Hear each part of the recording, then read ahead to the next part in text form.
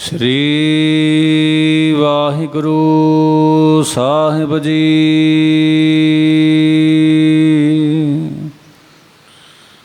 श्लोक महला पहला।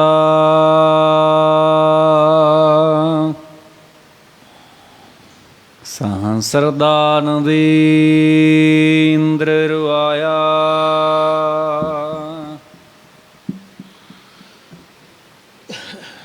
परशुराम रोवै घर आया। अजय सुरोवै पीख्या खाए।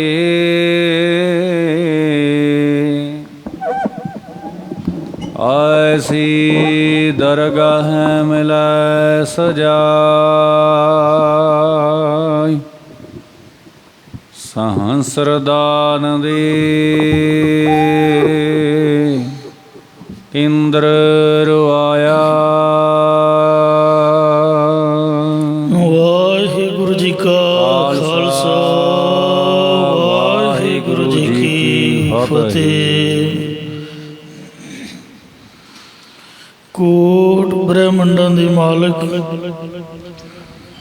जुग जुगी अटल, शब्दा अवतार, दसां पातशाहियां दी आत्मक जोत। धन धन सतगुरु श्री गुरु ग्रंथ साहिब सच्चे पातशाह जी महाराज जी दी पवित्र पावन हजूरी दे विच जुड़मन बैठी गुरु रूप गुरु खालसा साध संगत जीओ।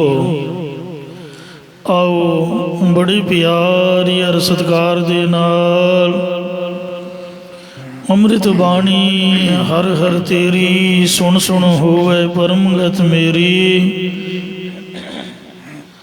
जलन बुझी शीतल हुई मनुआ, सतगुर का दर्शन पाए जियो। सतगुरां दी पवित्र अमृत बाणी की कथा विचार व्याख्या सो सरमण करके लाह प्राप्त करो जी। एक बार उच्चारण करो सतनाम श्री वाहिगुरु जी। सतनाम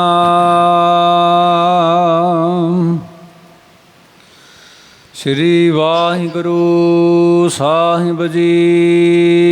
श्लोक महला पहला।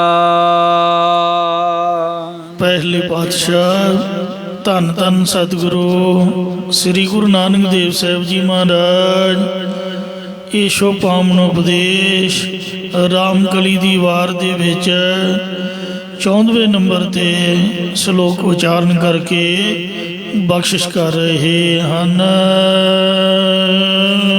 सहस्रदानंद इंद्र रुआया। साध संगत जी हो, इन्हां पंक्तियां दी अर्थ आपां बाद विच विचारांगे। पहला इन्हां दी उथानका बारे जो महापुरख विचार सरमण करवाया करदे ओ साखी नूं सरमण करो। जदों श्री गुरु नानक देव साहिब जी महाराज देशां देशांतरां विच संगतां नूं तारदे होए लाहौरों हो के सतकरे नगर दे विच पहुंचे। उथे चरण पाए। पहला ही नगर लाहौर जिले दे विच सीगा, पर बाद विच जिलियां दी वंड मगरों ये नगर मिंट कुमरी जिले की वंड अंदर आ गया है। सतगुरु जी बाजार के सामने एक वृक्ष हेठां बराजे। वृक्ष के सामने बाजार विच एक अमीर शाहूकार की दुकान सी,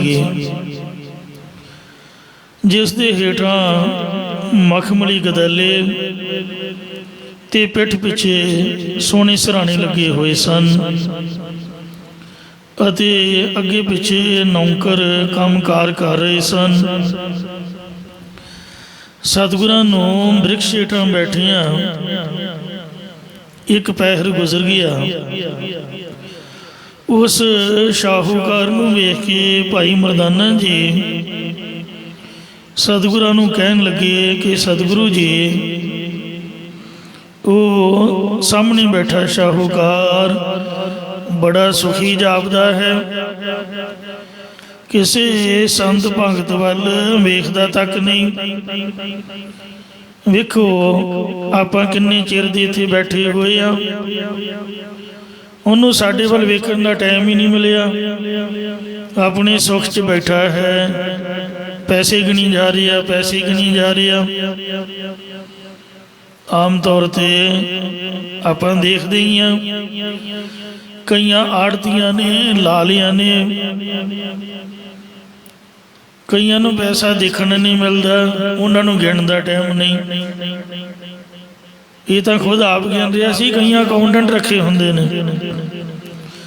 ਤਾਂ ਇਹ ਸੁਣ ਕੇ ਸਤਿਗੁਰੂ ਜੀ ਕਹਿਣ ਲੱਗੇ, ਭਾਈ ਮਰਦਾਨਿਆ, ਸੰਸਾਰ ਵਿੱਚ ਸੁਖੀ ਕੇਵਲ ਨਾਮ ਜਪਣ ਵਾਲਾ ਹੀ ਹੋ ਸਕਦਾ ਹੈ। ਮੈਂ ਨਹੀਂ ਮੰਨਦਾ ਵੀ ਇਹ ਬੰਦਾ ਸੁਖੀ ਹੋਊਗਾ, ਕਿਉਂਕਿ ਨਾਮ ਤਾਂ ਜਪ ਨਹੀਂ ਰਿਹਾ, ਗਿਣ ਤਾਂ ਪੈਸੇ ਰਿਹਾ। ਸੁਖ ਤਾਂ ਨਾਮ ਦੇ ਵਿੱਚ ਹੈ।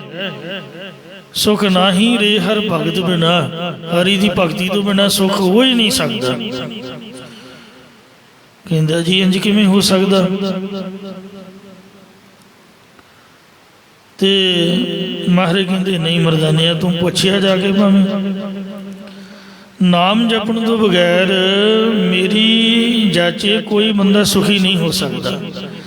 ਜਿਵੇਂ ਸੂਰਜ ਤੋਂ ਬਗੈਰ ਕਦੇ ਦਿਨ ਨਹੀਂ ਹੁੰਦਾ, ਤਿਵੇਂ ਗਿਆਨ ਤੋਂ ਬਗੈਰ ਸੁਖ ਦੀ ਪ੍ਰਾਪਤੀ ਹੋ ਹੀ ਨਹੀਂ ਸਕਦੀ। ਇਹ ਭਾਈ ਮਰਦਾਨਾ, ਮੈਨੂੰ ਜਾਪ ਰਿਹਾ ਹੈ ਕਿ ਤੇਰੇ ਹਿਰਦੇ ਵਿੱਚ ਸੰਸਾ ਹੈ, ਤੈਨੂੰ ਮੇਰੇ ਕਹਿਣ 'ਤੇ ਯਕੀਨ ਨਹੀਂ ਹੈ, ਤਾਂ ਸ਼ਾਹੂਕਾਰ ਤੋਂ ਜਾ ਕੇ ਪੁੱਛ ਵੇਖ, ਦੁਖੀ ਹੈ ਕਿ ਜਾਂ ਸੁਖੀ ਹੈ। ਉਸ ਵਕਤ ਭਾਈ ਮਰਦਾਨਾ ਸੱਚਮੁੱਚ ਹੀ ਸ਼ਾਹੂਕਾਰ ਦੇ ਕੋਲ ਜਾ ਕੇ ਪੁੱਛਣ ਲੱਗ ਪਿਆ। ਕਹਿੰਦਾ, ਸ਼ਾਹੂਕਾਰ ਜੀ, ਮੈਨੂੰ ਤੂੰ ਬਹੁਤ ਸੁਖੀ ਪ੍ਰਤੀਤ ਹੁੰਦਾ ਹੈ, ਕੀ ਇਹ ਗੱਲ ਸੱਚ ਹੈ ਕਿ ਤੂੰ ਸੁਖੀ ਹੈ?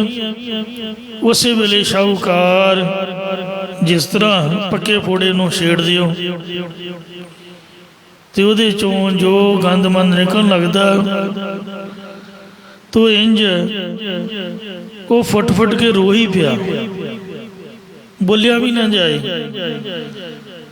ਕਹਿਣ ਲੱਗਾ ਕਿ ਮੇਰੇ ਵਰਗਾ ਸੰਸਾਰ ਵਿੱਚ ਕੋਈ ਵੀ ਦੁਖੀ ਨਹੀਂ ਹੈ। ਹੇ ਭਲੇ ਪੁਰਸ਼ਾ, ਇਹ ਸੰਤ ਜੀ, ਤੂੰ ਰੱਬ ਦਾ ਪਿਆਰਾ ਜਾਪਦਾ ਹੈ, ਤੇ ਕਿਰਪਾ ਕਰ ਮੈਨੂੰ ਸੁਖੀ ਕਰ।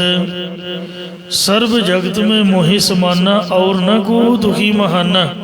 ਸ੍ਰੀ ਗੁਰੂ ਪ੍ਰਤਾਪ ਸੂਰਜ ਗ੍ਰੰਥ ਕਹਿੰਦਾ, ਸਾਰੇ ਸੰਸਾਰ ਵਿੱਚ ਮੇਰੇ ਵਰਗਾ ਬੰਦਾ ਕੋਈ ਦੁਖੀ ਹੈ ਹੀ ਨਹੀਂ। ਭਾਈ ਮਰਦਾਨਾ ਜੀ ਕਹਿਣ ਲੱਗੇ, ਜੇ ਤੂੰ ਦੁੱਖਾਂ ਦੀ ਨਿਵਰਤੀ ਕਰਨਾ ਚਾਹੁੰਦਾ ਹੈ ਤਾਂ ਮੇਰੇ ਕੋਲ ਦੱਸਣ ਦਾ ਕੋਈ ਫਾਇਦਾ ਨਹੀਂ, ਕਿਉਂਕਿ ਸੁਖ ਦੁੱਖ ਤਿਸੈ ਪੈ ਆਖੀਆ ਹੈ, ਸੁਖ ਜਿਸੈ ਹੀ ਪਾਸ। ਆਪਦੀ ਪ੍ਰੋਬਲਮ, ਦੁੱਖ, ਕਲੇਸ਼ ਜੋ ਵੀ ਤੁਹਾਡੇ ਮਨ 'ਚ ਚੱਲ ਰਿਹਾ, ਹਰੇਕ ਨੂੰ ਨਾ ਦੱਸੋ। ਦੁਨੀਆ ਮਖੌਲ ਬਣਾ ਲੈਂਦੀ ਹੈ। ਦੱਸਣ ਦਾ ਉਹਨੂੰ ਫਾਇਦਾ ਹੈ ਜਿਹੜਾ ਖੁਦ ਆਪ ਸੁਖੀ ਹੈ, ਜਿਹਦੇ ਕੋਲ ਸਾਰੇ ਸੁੱਖ ਨੇ, ਤਾਂ ਹੀ ਲਾਭ ਹੈ ਦੱਸਣ ਦਾ। ਜੇ ਤੁਸੀਂ ਆਪਦੀ ਕੋਈ ਪ੍ਰੋਬਲਮ ਦੱਸੋਗੇ, ਦੁੱਖ ਦੱਸੋਗੇ, ਤਾਂ ਮੇਰੇ ਵਰਗੇ ਨੂੰ ਦਾ ਫਿਕਰ ਪੈ ਜਾਣਾ। ਪਹਿਲਾ ਫਿਕਰ ਇਹ ਪੈਣਾ ਵੀ ਇਹ ਕਿਤੇ ਪੈਸੇ ਧੇਲੇ ਦੀ ਮਦਦ ਨਾ ਮੰਗ ਬੈਠੇ। ਦੂਸਰਾ ਫਿਕਰ ਇਹ ਪੈਣਾ ਕਿਤੇ ਮੈਨੂੰ ਨਾਲ ਹੀ ਤੁਰਨ ਬਾਰੇ ਨਾ ਕਹਿ ਦੇ ਵੀ ਮੇਰੇ ਨਾਲ ਚੱਲ, ਕਿਸੇ ਕੋਲ ਟਾਈਮ ਹੀ ਨਹੀਂ। ਤਾਂ ਇਸ ਲਈ ਮੈਂ ਕੀ ਕਰੂੰਗਾ? ਮੈਂ ਕਹੂੰਗਾ ਵੀ ਲੈ, ਤੇਰੇ ਤੋਂ ਵੱਡਾ ਦੁੱਖ ਤਾਂ ਮੈਨੂੰ ਆ, ਲੈ ਸੁਣ। ਮਤਲਬ ਜਿਹਨੂੰ ਮਰਜ਼ੀ ਤੁਸੀਂ ਛੇੜ ਕੇ ਦੇਖ ਲਓ, ਦੇਖਣ ਨੂੰ ਕੁਝ ਹੋਰ ਹੈ ਪਰ ਅੰਦਰ ਕੁਛ ਹੋਰ ਚੱਲ ਰਿਹਾ, ਕਿਉਂਕਿ ਬਾਣੀ ਕਦੀ ਝੂਠ ਨਹੀਂ ਬੋਲਦੀ। ਇਹ ਬਾਣੀ ਦਾ ਫੈਸਲਾ ਹੈ। ਦੁੱਖ ਕੀਆਂ ਪੰਡਾਂ ਖੁੱਲੀਆਂ, ਸੁੱਖ ਨਾ ਨਿਕਲਿਓ ਕੋਏ। ਦੁੱਖ ਵਿੱਚ ਜੀਵ ਜਲਾਇਆ, ਦੁਖੀਆ ਚੱਲਿਆ ਰੋਏ। ਦੁੱਖ ਦੀਆਂ ਪੰਡਾਂ ਹੀ ਪੰਡਾਂ ਲੋਕ ਕੋਲ ਕੇ ਬੈਠ ਜਾਂਦੇ ਨੇ ਵੀ ਅਸੀਂ ਤਾਂ ਤੁਹਾਡੇ ਤੋਂ ਪਹਿਲਾਂ ਹੀ ਦੁਖੀ ਹਾਂ, ਵਿੱਚੋਂ ਸੁੱਖ ਨਹੀਂ ਨਿਕਲੂਗਾ। ਇਹ ਗੱਲ ਵੱਖਰੀ ਹੈ। ਪੁਰਾਣਾ ਸਮਾਂ ਸੀਗਾ, ਬੀਬੀ ਨੇ ਕਹਿਣਾ ਜਾ ਕਾਕਾ ਉਹ ਗਵਾਂਢੀਆਂ ਦੇ ਘਰ ਜਾਂ 2 ਘਰ ਛੱਡ ਕੇ ਅੱਗ ਬਲਦੀ ਹੋ, ਪੌੜੀ ਚੜ੍ਹ ਕੇ ਪਹਿਲਾਂ ਵੇਖਣਾ ਵੀ ਧੂੰਆਂ ਕਿੱਥੋਂ ਨਿਕਲ ਰਿਹਾ। ਤੂੰ ਇਹਦੀ ਨਿਸ਼ਾਨੀ ਸੀ ਵੀ ਫਲਾਣੇ ਘਰ ਅੱਗ ਬਲਦੀ ਹੋਊਗੀ ਤੇ ਜਾ ਜਾ ਕੇ ਉੱਥੋਂ ਗੋਹਾ ਧੁਖਦਾ ਹੋਇਆ ਅੱਗ ਲੈ ਕੇ ਆ, ਆਪਾਂ ਭੜੋਲੀ ਤਾਈਏ। ਮਾਂ ਦੀ ਦਾਲ ਰਿੰਨਣੀ ਆ ਜਾਂ ਸਾਗ ਰੱਖਣਾ ਜਾਂ ਚਾਹ ਬਣਾਉਣੀ ਆ। ਡੱਬੀ ਦੀਆਂ ਤੀਲਾਂ ਕਿੱਥੇ ਹੁੰਦੀਆਂ ਸਨ। ਹੌਲੀ ਹੌਲੀ ਸਮਾਂ ਬਦਲਿਆ ਤੇ ਫਿਰ ਸਟੋਵ ਆ ਗਏ, ਠੁੱਕ ਠੁੱਕ ਠਾ ਠਾ, ਉਹਦੇ 'ਚ ਵੀ ਪਿੰਨ ਮਾਰਨੀ ਤੇ ਉਹਦਾ ਘਰ 'ਚ ਪਤਾ ਲੱਗਣਾ ਵੀ ਸਟੋਵ ਬਾਲਿਆ, ਬੜੀ ਬਦਬੂ ਖਿਲਰਨੀ। ਫਿਰ ਹੋਰ ਸਮਾਂ ਚੇਂਜ ਹੋਇਆ ਤਾਂ ਅੱਜ ਕੱਲ੍ਹ ਗੈਸ ਚੁੱਲ੍ਹੇ ਆ ਗਏ ਨੇ। ਲਾਗੇ ਬੰਦਾ ਭਾਵੇਂ ਸੁੱਤਾ ਰਹੇ, ਕਿਸੇ ਨੂੰ ਕੁਛ ਪਤਾ ਨਹੀਂ ਅੱਗ ਬਲੀ ਹੈ ਨਹੀਂ ਬਲੀ। ਤੇ ਇਸ ਲਈ ਬਾਬਾ ਫਰੀਦ ਸਾਹਿਬ ਜੀ ਕਹਿੰਦੇ ਨੇ ਅੱਗ ਸਾਰਿਆਂ ਦੇ ਘਰ ਲੱਗੀ ਹੋਈ ਹੈ। ਕਿਸੇ ਬਾਰੇ ਸਾਨੂੰ ਪਤਾ ਹੈ, ਕਿਸੇ ਬਾਰੇ ਨਹੀਂ ਪਤਾ। ਫਰੀਦਾ ਮੈਂ ਜਾਣਿਆ ਦੁੱਖ ਮੁਝ ਕੋ, ਦੁੱਖ ਸੁਭਾਇਆ ਜਗ। ਉੱਚੇ ਚੜ੍ਹ ਕੇ ਦੇਖਿਆ ਤਾਂ ਘਰ ਘਰ ਇਹ ਅੱਗ। ਅੱਜ ਕੱਲ੍ਹ ਦੀ ਅੱਗ ਗੈਸ ਚੁੱਲ੍ਹਿਆਂ ਵਾਲੀ ਜਿਹਨੂੰ ਹੈ ਉਹਨੂੰ ਹੀ ਪਤਾ ਹੈ। ਤੇ ਇਸ ਵਾਸਤੇ ਜਦ ਪੌੜੀ ਤੇ ਚੜ੍ਹ ਕੇ ਕੋਠੇ ਚੜ੍ਹ ਕੇ ਵੇਖਿਆ ਤਾਂ ਘਰੋਂ ਘਰ ਅੱਗ ਬਲ ਰਹੀ ਹੈ। ਸਭਨਾਂ ਦੇ ਹਿਰਦੇ ਤਪ ਰਹੇ ਨੇ, ਕੋਈ ਤਨ ਦੁਖੀ, ਕੋਈ ਮਨ ਦੁਖੀ, ਕੋਈ ਚਿੰਤਾ ਚਿਤ ਉਦਾਸ। ਥੋੜੇ ਥੋੜੇ ਸਭ ਦੁਖੀ, ਸੁਖੀ ਹਰੀ ਕਾ ਦਾਸ। ਇਹ ਗੁਰਮੁਖਾ ਮੇਰੇ ਕੋਲ ਦੱਸਣ ਦਾ ਕੋਈ ਫਾਇਦਾ ਨਹੀਂ। ਮੇਰੇ ਮਾਲਕ ਸਤਿਗੁਰੂ ਨਾਨਕ ਦੇਵ ਮਹਾਰਾਜ ਸੱਚੇ ਪਾਤਸ਼ਾਹ ਹਨ। ਤੂੰ ਉਹਨਾਂ ਕੋਲ ਆਪ ਦਾ ਦੁੱਖ ਦੱਸ। ਦੁਨੀਆ ਨੂੰ ਦੱਸੋਗੇ ਤਾਂ ਮਖੌਲ ਬਣਾਏਗੀ, ਜੇ ਸਾਧੂ ਸੰਤ ਦੇ ਕੋਲ ਆਪ ਦਾ ਦੁੱਖ ਪਰੋਲੋਗੇ ਉਹ ਕੋਈ ਇਲਾਜ ਦੱਸੂਗਾ। ਇਹ ਸੁਣ ਕੇ ਸ਼ਾਹੂਕਾਰ ਸ਼ਰਧਾ ਭਾਵਨਾ ਦੇ ਨਾਲ ਭਾਈ ਮਰਦਾਨਾ ਸਾਹਿਬ ਜੀ ਦੇ ਨਾਲ ਆ ਕੇ, ਕਿਉਂਕਿ ਮਰਦਾਨੇ ਦੀ ਡਿਊਟੀ ਹੋਈ ਸੀ, ਰੱਬ ਵੱਲੋਂ ਹੀ ਲੱਗੀ ਹੋਈ ਸੀ, ਪਰ ਉਪਕਾਰੀ ਸਨ। ਲਿਆ ਕੇ ਗੁਰੂ ਸਾਹਿਬ ਦੇ ਚਰਨੀ ਮੋਂਦੇ ਤੇ ਆਂਦੇ ਵੀ ਬੇਨਤੀ ਕਰ। ਉਹਨਾਂ ਨੇ ਆਖਿਆ ਚੱਲ ਭਾਈ ਮੈਂ ਤੈਨੂੰ ਨਾਲ ਲਿਜਾਂਦਾ, ਤੂੰ ਗੁਰੂ ਨੂੰ ਬੇਨਤੀ ਕਰ। ਉਹ ਸਤਿਗੁਰਾਂ ਦੇ ਪਾਸ ਆਇਆ ਔਰ ਨਮਸਕਾਰ ਕਰਕੇ ਸਤਿਗੁਰਾਂ ਦੇ ਕੋਲ ਆਪਣੇ ਦੁੱਖ ਨੂੰ ਅਲਾਪਣ ਲੱਗਾ ਕਿ ਮੇਰਾ ਆਪਣੀ ਨਾਵਿਆਈ ਇਸਤਰੀ ਨਾਲ ਬਹੁਤ ਪ੍ਰੇਮ ਸੀਗਾ। ਇੱਕ ਵਾਰ ਇਤਨੀ ਬਿਮਾਰ ਹੋ ਗਈ ਕਿ ਬਚਣ ਦੀ ਉਮੀਦ ਹੀ ਨਾ ਰਹੀ। ਮੈਂ ਉਸ ਦੀ ਤੰਦਰੁਸਤੀ ਲਈ ਬਹੁਤ ਦਾਨ ਪੁੰਨ ਕੀਤਾ, ਪਰ ਠੀਕ ਹੋਣ ਦੀ ਸੰਭਾਵਨਾ ਨਾ ਰਹੀ। ਮੇਰਾ ਮਨ ਕਾਬੂ 'ਚ ਨਾ ਰਿਹਾ, ਕਿਉਂਕਿ ਪ੍ਰੇਮੀ ਇੰਨਾ ਸੀ। ਤੇ ਉਸ ਦੇ ਕੋਲ ਬੈਠ ਕੇ ਮੈਂ ਰੋਣ ਲੱਗਾ ਕਿ ਮੈਂ ਤੇਰੇ ਬਗੈਰ ਕੀ ਸੁੱਖ ਭੋਗਾਂਗਾ। ਤਦ ਮੇਰੀ ਇਸਤਰੀ ਕਹਿਣ ਲੱਗੀ ਕਿ ਮੇਰੇ ਵਾਸਤੇ ਤੂੰ ਕਿਉਂ ਰੋਂਦਾ ਪਿਆ ਹੈ, ਤੂੰ ਆਪਣੇ ਆਪ ਨੂੰ ਬਹੁਤਾ ਧੰਨਵਾਨ ਕਹਾਉਂਦਾ ਹੈ। ਮੇਰੇ ਮਰਨ ਤੋਂ ਬਾਅਦ ਤੂੰ ਹੋਰ ਵਿਆਹ ਕਰਾ ਲਵੇਂਗਾ। ਗੁਰਪ੍ਰਤਾਪ ਸੂਰਜ ਗ੍ਰੰਥ ਵਿੱਚ ਪੰਕਤੀਆਂ ਨੇ, ਹਿਤ ਮੇਰੇ ਕਿਉਂ ਰੋਦਨ ਠਾਨੋ, ਐ ਪਤੀ ਤੂੰ ਮੇਰੇ ਵਾਸਤੇ ਕਿਉਂ ਰੋਂਦਾ ਪਿਆ ਹੈ। ਨਿਜ ਕੋ ਵੱਢ ਤਨ ਮੰਦ ਪਛਾਨੋ, ਤੂੰ ਆਪਦੇ ਆਪ ਨੂੰ ਧੰਨਵਾਨ ਪਹਿਚਾਨਦਾ। ਮੈਂ ਮਰਿਓ ਘਰ ਵਿਆਹ ਬਹੋਰੀ, ਮੈਂ ਮਰ ਜਾਵਾਂਗੀ ਤਾਂ ਦੁਬਾਰ ਤੋਂ ਤੂੰ ਵਿਆਹ ਹੋਰ ਕਰਵਾ ਲਏਂਗਾ। ਭੋਗੋਂ ਆਣ ਅੰਗਣਾ ਔਰੀ, ਤੇਰੇ ਘਰ ਵਿੱਚ ਕਿਸੇ ਚੀਜ਼ ਦੀ ਕੋਈ ਘਾਟ ਨਹੀਂ ਹੈ। ਤੋ ਇਸ ਲਈ ਤੂੰ ਆਪਦੇ ਸੁੱਖ ਭੋਗੀ ਹੋਰ ਇਸਤਰੀ ਨਾਲ ਸ਼ਾਦੀ ਕਰਾ ਕੇ ਜਦ ਤੂੰ ਉਹਦੇ ਨਾਲ ਭੋਗ ਵਿਲਾਸ ਕਰਕੇ ਮਸਤ ਹੋ ਗਿਆ, ਫਿਰ ਤੂੰ ਮੈਨੂੰ ਯਾਦ ਵੀ ਨਹੀਂ ਕਰੇਂਗਾ।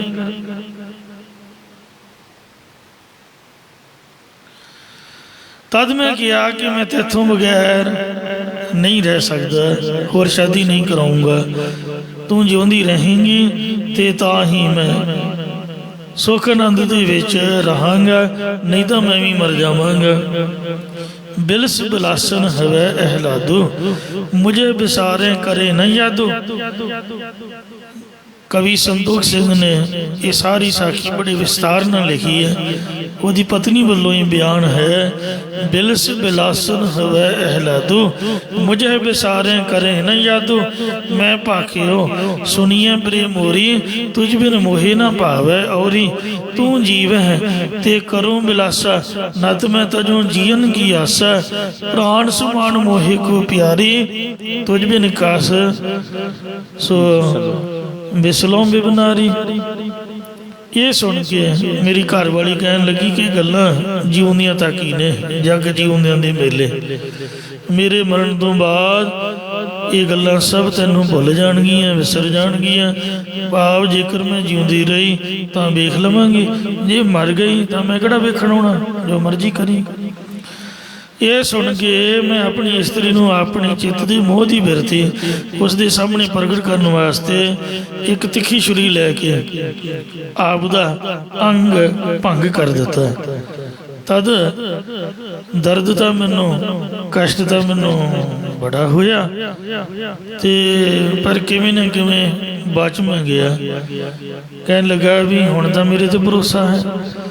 ਇਹ ਸਭ ਕੁਝ ਵੇਖ ਕੇ ਮੇਰੀ ਇਸਤਰੀ ਨੇ ਕੁਝ ਨਾ ਕਿਹਾ, ਤੇ ਇਉਂ ਬੜੀ ਮੁਸ਼ਕਲ ਦੇ ਨਾਲ ਬਚ ਮੈਂ ਗਿਆ। ਪਰ ਹੁਣ ਜੋ ਸਰੀਰ ਹੈ ਉਹ ਨਟਾਲ ਹੋ ਗਿਆ, ਕਮਜ਼ੋਰ ਹੋ ਗਿਆ। ਮੈਨੂੰ ਹਕੀਮਾਂ ਨੇ ਹੌਲੀ ਹੌਲੀ ਦਵਾਈ ਬੂਟੀਆਂ ਨਾਲ ਠੀਕ ਤਾਂ ਕਰਤਾ, ਮੈਂ ਜਿਉਣ ਜੋਗਾ ਤਾਂ ਹਾਂ। ਕੁਝ ਸਮੇਂ ਬਾਅਦ ਮੇਰੀ ਘਰ ਵਾਲੀ ਇਸਤਰੀ ਤੰਦਰੁਸਤ ਹੋਣ ਲੱਗ ਪਈ। ਜਦ ਉਹ ਤੰਦਰੁਸਤ ਹੋ ਗਈ ਤੇ ਸਰੀਰ 'ਚ ਪੂਰਾ ਬਲ ਆ ਗਿਆ, ਤਾਂ ਉਹਦੀ ਵਿਸ਼ੇ ਵਾਸ਼ਨਾ ਜਾਗੀ। ਤਾਂ ਮੇਰੇ ਪਾਸੋਂ ਕੋਈ ਜਵਾਬ ਨਾ ਸੁਣ ਕੇ, ਜਦ ਮੈਂ ਕੋਈ ਜਵਾਬ ਨਾ ਦੇ ਸਕਿਆ, ਤਾਂ ਮੇਰੇ ਹੁੰਦਿਆਂ, ਮੇਰੇ ਵੇਖਦਿਆਂ ਪਰਾਏ ਪੁਰਸ਼ਾਂ ਦੇ ਨਾਲ ਵੇ ਵਿਚਾਰ ਕਰਨ ਲੱਗ ਪਈ। ਇਸ ਗੱਲ ਦਾ ਮੈਨੂੰ ਬਹੁਤ ਭਾਰੀ ਦੁੱਖ ਹੈ। ਕਿਉਂ ਮੇਰੇ ਵਰਗਾ ਹੀ ਮਹਾਂਪੁਰਖੋ, ਸਾਧੂ ਜੀ, ਬ੍ਰਹਮ ਗਿਆਨੀ ਜੀ, ਹੇ ਰੱਬ ਜੀ, ਮੇਰੇ ਲਈ ਤਾਂ ਤੁਸੀਂ ਵੀ ਭਗਵਾਨ ਹੋ। ਦੁਖੀ ਬੰਦਾ ਤਾਂ ਪੱਥਰ ਨੂੰ ਵੀ ਮੱਥਾ ਟੇਕੂਗਾ ਤੇ ਘਾਹ ਨੂੰ ਵੀ ਹੱਥ ਪਾਊਗਾ। ਡੁੱਬਦਾ ਬੰਦਾ ਵੀ ਸ਼ਾਇਦ ਘਾਹ ਹੀ ਮੈਨੂੰ ਬਚਾ ਲਏ, ਹੱਥ ਪਵੇ ਜਾਂ ਨਾ ਪਵੇ। ਕਹਿਣ ਲੱਗਾ ਜੀ ਮੈਨੂੰ ਸੁਖੀ ਕਰੋ, ਦੁਨੀਆ 'ਚ ਹੋਰ ਕੋਈ ਵੀ ਮੇਰੇ ਬਰਾਬਰ ਦੁਖੀ ਨਹੀਂ। ਚਿੰਤਾ ਤੁਰ ਦੁੱਖ ਮੈਂ ਦਿਨ ਰਹਿਣਾ, ਮੋਸੋ ਦੁਖੀ ਅਬਰ ਕੋ ਹੈ ਨਾ। ਸ਼ਾਹੂਕਾਰ ਦੀ ਸਾਰੀ ਵਾਰਤਾ ਸੁਣ ਕੇ ਉਹਨੂੰ ਰੋਂਦਾ ਦੇਖ ਕੇ ਤਾਂ ਮਹਾਰਾਜ ਪਹਿਲੇ ਪਾਤਸ਼ਾਹ ਧੰਨ ਸ੍ਰੀ ਗੁਰੂ ਨਾਨਕ ਦੇਵ ਜੀ, ਜੋ ਖੁਦ ਭਗਵਾਨ ਹਨ, ਦੁਨੀਆ ਦਾ ਦੁੱਖ ਕੱਟਣ ਵਾਸਤੇ ਹੀ ਇਹ ਸੰਸਾਰ ਦੇ ਵਿੱਚ ਅਵਤਾਰ ਧਾਰ ਕੇ ਆਏ ਨੇ। ਉਹਦਾ ਪੁਰਾਣਾ ਕਰਮ ਜਾਗਿਆ, ਉਹਨੂੰ ਉਪਦੇਸ਼ ਦੇਣ ਲਈ ਵੀ ਰੋਂਦਾ ਕਿਉਂ ਭਾਈ? ਇਹ 'ਚ ਰੋਣਾ ਧੋਣਾ ਕਾਹਦਾ? ਕਰਮਾਂ ਦਾ ਦੁੱਖ ਹੈ। ਦਤ ਹੈ ਦੋਸ਼ ਨਾ ਦਿਓ ਕਿਸੈ, ਦੋਸ਼ ਕਰਮਾ ਆਪਣਿਆ, ਜੋ ਮੈਂ ਕੀਆ ਸੋ ਮੈਂ ਪਾਇਆ, ਦੋਸ਼ ਨਾ ਦੀਜੈ ਅਬਰ ਜਣਾ। ਤੂੰ ਨਾਮ ਜਪਿਆ ਕਰ, ਗੁਰਮੁਖ ਬਣ ਜਾ। ਨਾਮ ਤੋਂ ਬਿਨਾ ਸਾਰਾ ਸੰਸਾਰ ਹੀ ਦੁਖੀ ਹੈ। ਲੈ ਤੈਨੂੰ ਵੱਡਿਆਂ ਵੱਡਿਆਂ ਦਾ ਨਾਮ, ਨਿੱਕੇ ਛੋਟੇ ਮੋਟਿਆਂ ਦੀ ਗੱਲ ਨਹੀਂ ਆਪਾਂ ਕਰਦੇ, ਕਿਉਂਕਿ ਸਾਰੀ ਦੁਨੀਆ ਕਿੰਨੇ ਕੁ ਦਾ ਨਾਮ ਲਾਂਗੇ। ਜਿਹੜੇ ਪ੍ਰਸਿੱਧ ਹਨ, ਪ੍ਰਮੁੱਖ ਸ਼ਖਸੀਅਤਾਂ, ਵੱਡੇ ਵੱਡੇ ਦੇਵੀ ਦੇਵਤੇ ਜਿਨ੍ਹਾਂ ਦੇ ਗ੍ਰੰਥਾਂ ਦੇ ਵਿੱਚ ਨਾਮ ਆਏ ਨੇ, ਬੜੇ ਬੜੇ ਲੋਕ, ਉਹਨਾਂ ਦੀ ਉਦਾਹਰਣ ਤੁਹਾਨੂੰ ਦਿੰਦੇ ਆ। ਅਸ ਤਾਂ ਭਲਾ ਕਿਹੜੇ ਬਾਗ ਦੀ ਮੂਲੀਆਂ ਵੀ ਆਪਾਂ ਸੁਖੀ ਰਹਾਂਗੇ। ਭਗਵਾਨ ਵੀ ਜਿਨ੍ਹਾਂ ਦੀ ਮਦਦ ਵਿੱਚ ਸਨ, ਉਹ ਵੀ ਲੋਕ ਦੁਖੀ ਮਰ ਗਏ। ਲੋ ਤੁਹਾਨੂੰ ਨਾਮ ਸੁਣਾਉਂਦੇ ਆ, ਪਿਆਰ ਦੇ ਨਾਲ ਸੁਣਿਓ ਜੀ। ਇੱਕ ਵਾਰ ਉਚਾਰਨ ਕਰੋ, ਸਤਨਾਮ ਸ੍ਰੀ ਵਾਹਿਗੁਰੂ ਜੀ। ਸਤਨਾਮ ਸ੍ਰੀ ਵਾਹਿਗੁਰੂ ਸਾਹਿਬ ਜੀ। ਸੰਸਰ ਦਾਨ ਦੇ ਇੰਦਰ ਰਵਾਇਆ।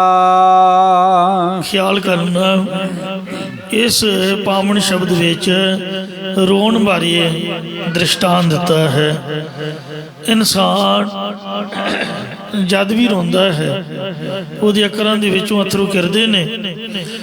ਇੱਕ ਤਾਂ ਬਹੁਤ ਹੀ ਖੁਸ਼ੀ ਵਿੱਚ ਰੋਂਦਾ ਹੈ, ਪਰ ਇੱਥੇ ਜਦੋਂ ਬਹੁਤ ਹੀ ਜ਼ਿਆਦਾ ਸੱਟ ਪੇਟ ਲੱਗੇ ਜਾਂ ਬਹੁਤਾ ਦੁਖੀ ਹੋਵੇ, ਕੋਈ ਦਿਲ ਦੁਖੀ ਜਾਂ ਸਰੀਰ ਨੂੰ ਕਸ਼ਟ ਹੋਵੇ, ਉਦੋਂ ਬੰਦਾ ਰੋਂਦਾ। ਕਈ ਵਾਰ ਮਨ ਦੀ ਚਿੰਤਾ ਕਰਕੇ ਇੰਨਾ ਦੁਖੀ ਹੋ ਜਾਂਦਾ ਕਿ ਕੰਧ ਵੱਲ ਮੂੰਹ ਕਰਕੇ ਬਿਨਾਂ ਕਿਸੇ ਦੇ ਦੱਸਣ ਤੋਂ ਆਪਣੇ ਆਪ ਹੀ ਰੋਣਾ ਪੈਂਦਾ ਹੈ। ਜਦ ਤੁਸੀਂ ਹੱਸੋਗੇ, ਨੱਚੋਗੇ, ਖੇਡੋਗੇ, ਗਿੱਧਾ ਪਾਓਗੇ ਤਾਂ ਗੁਆਂਢੀ ਵੀ ਤੁਹਾਡੇ ਘਰ ਆਉਣਗੇ, ਬੈਂਡ ਬਾਜੇ ਵਾਲਿਆਂ ਵੀ ਆਉਣਗੇ, ਸਾਰਾ ਪਿੰਡ ਤੁਹਾਡੇ ਨਾਲ ਨੱਚੂਗਾ, ਸਭ ਦੁਨੀਆ 'ਚ ਤੁਹਾਨੂੰ ਪਾਉਗੀ। ਵੈਸੇ ਤੁਸੀਂ ਰੋਵੋਗੇ ਤਾਂ ਕਿਸੇ ਨੂੰ ਪਤਾ ਵੀ ਹੋਵੇ ਤਾਂ ਵੇਖ ਕੇ ਮੂੰਹ ਪਰਾਂ ਨੂੰ ਕਰ ਲਊਗਾ।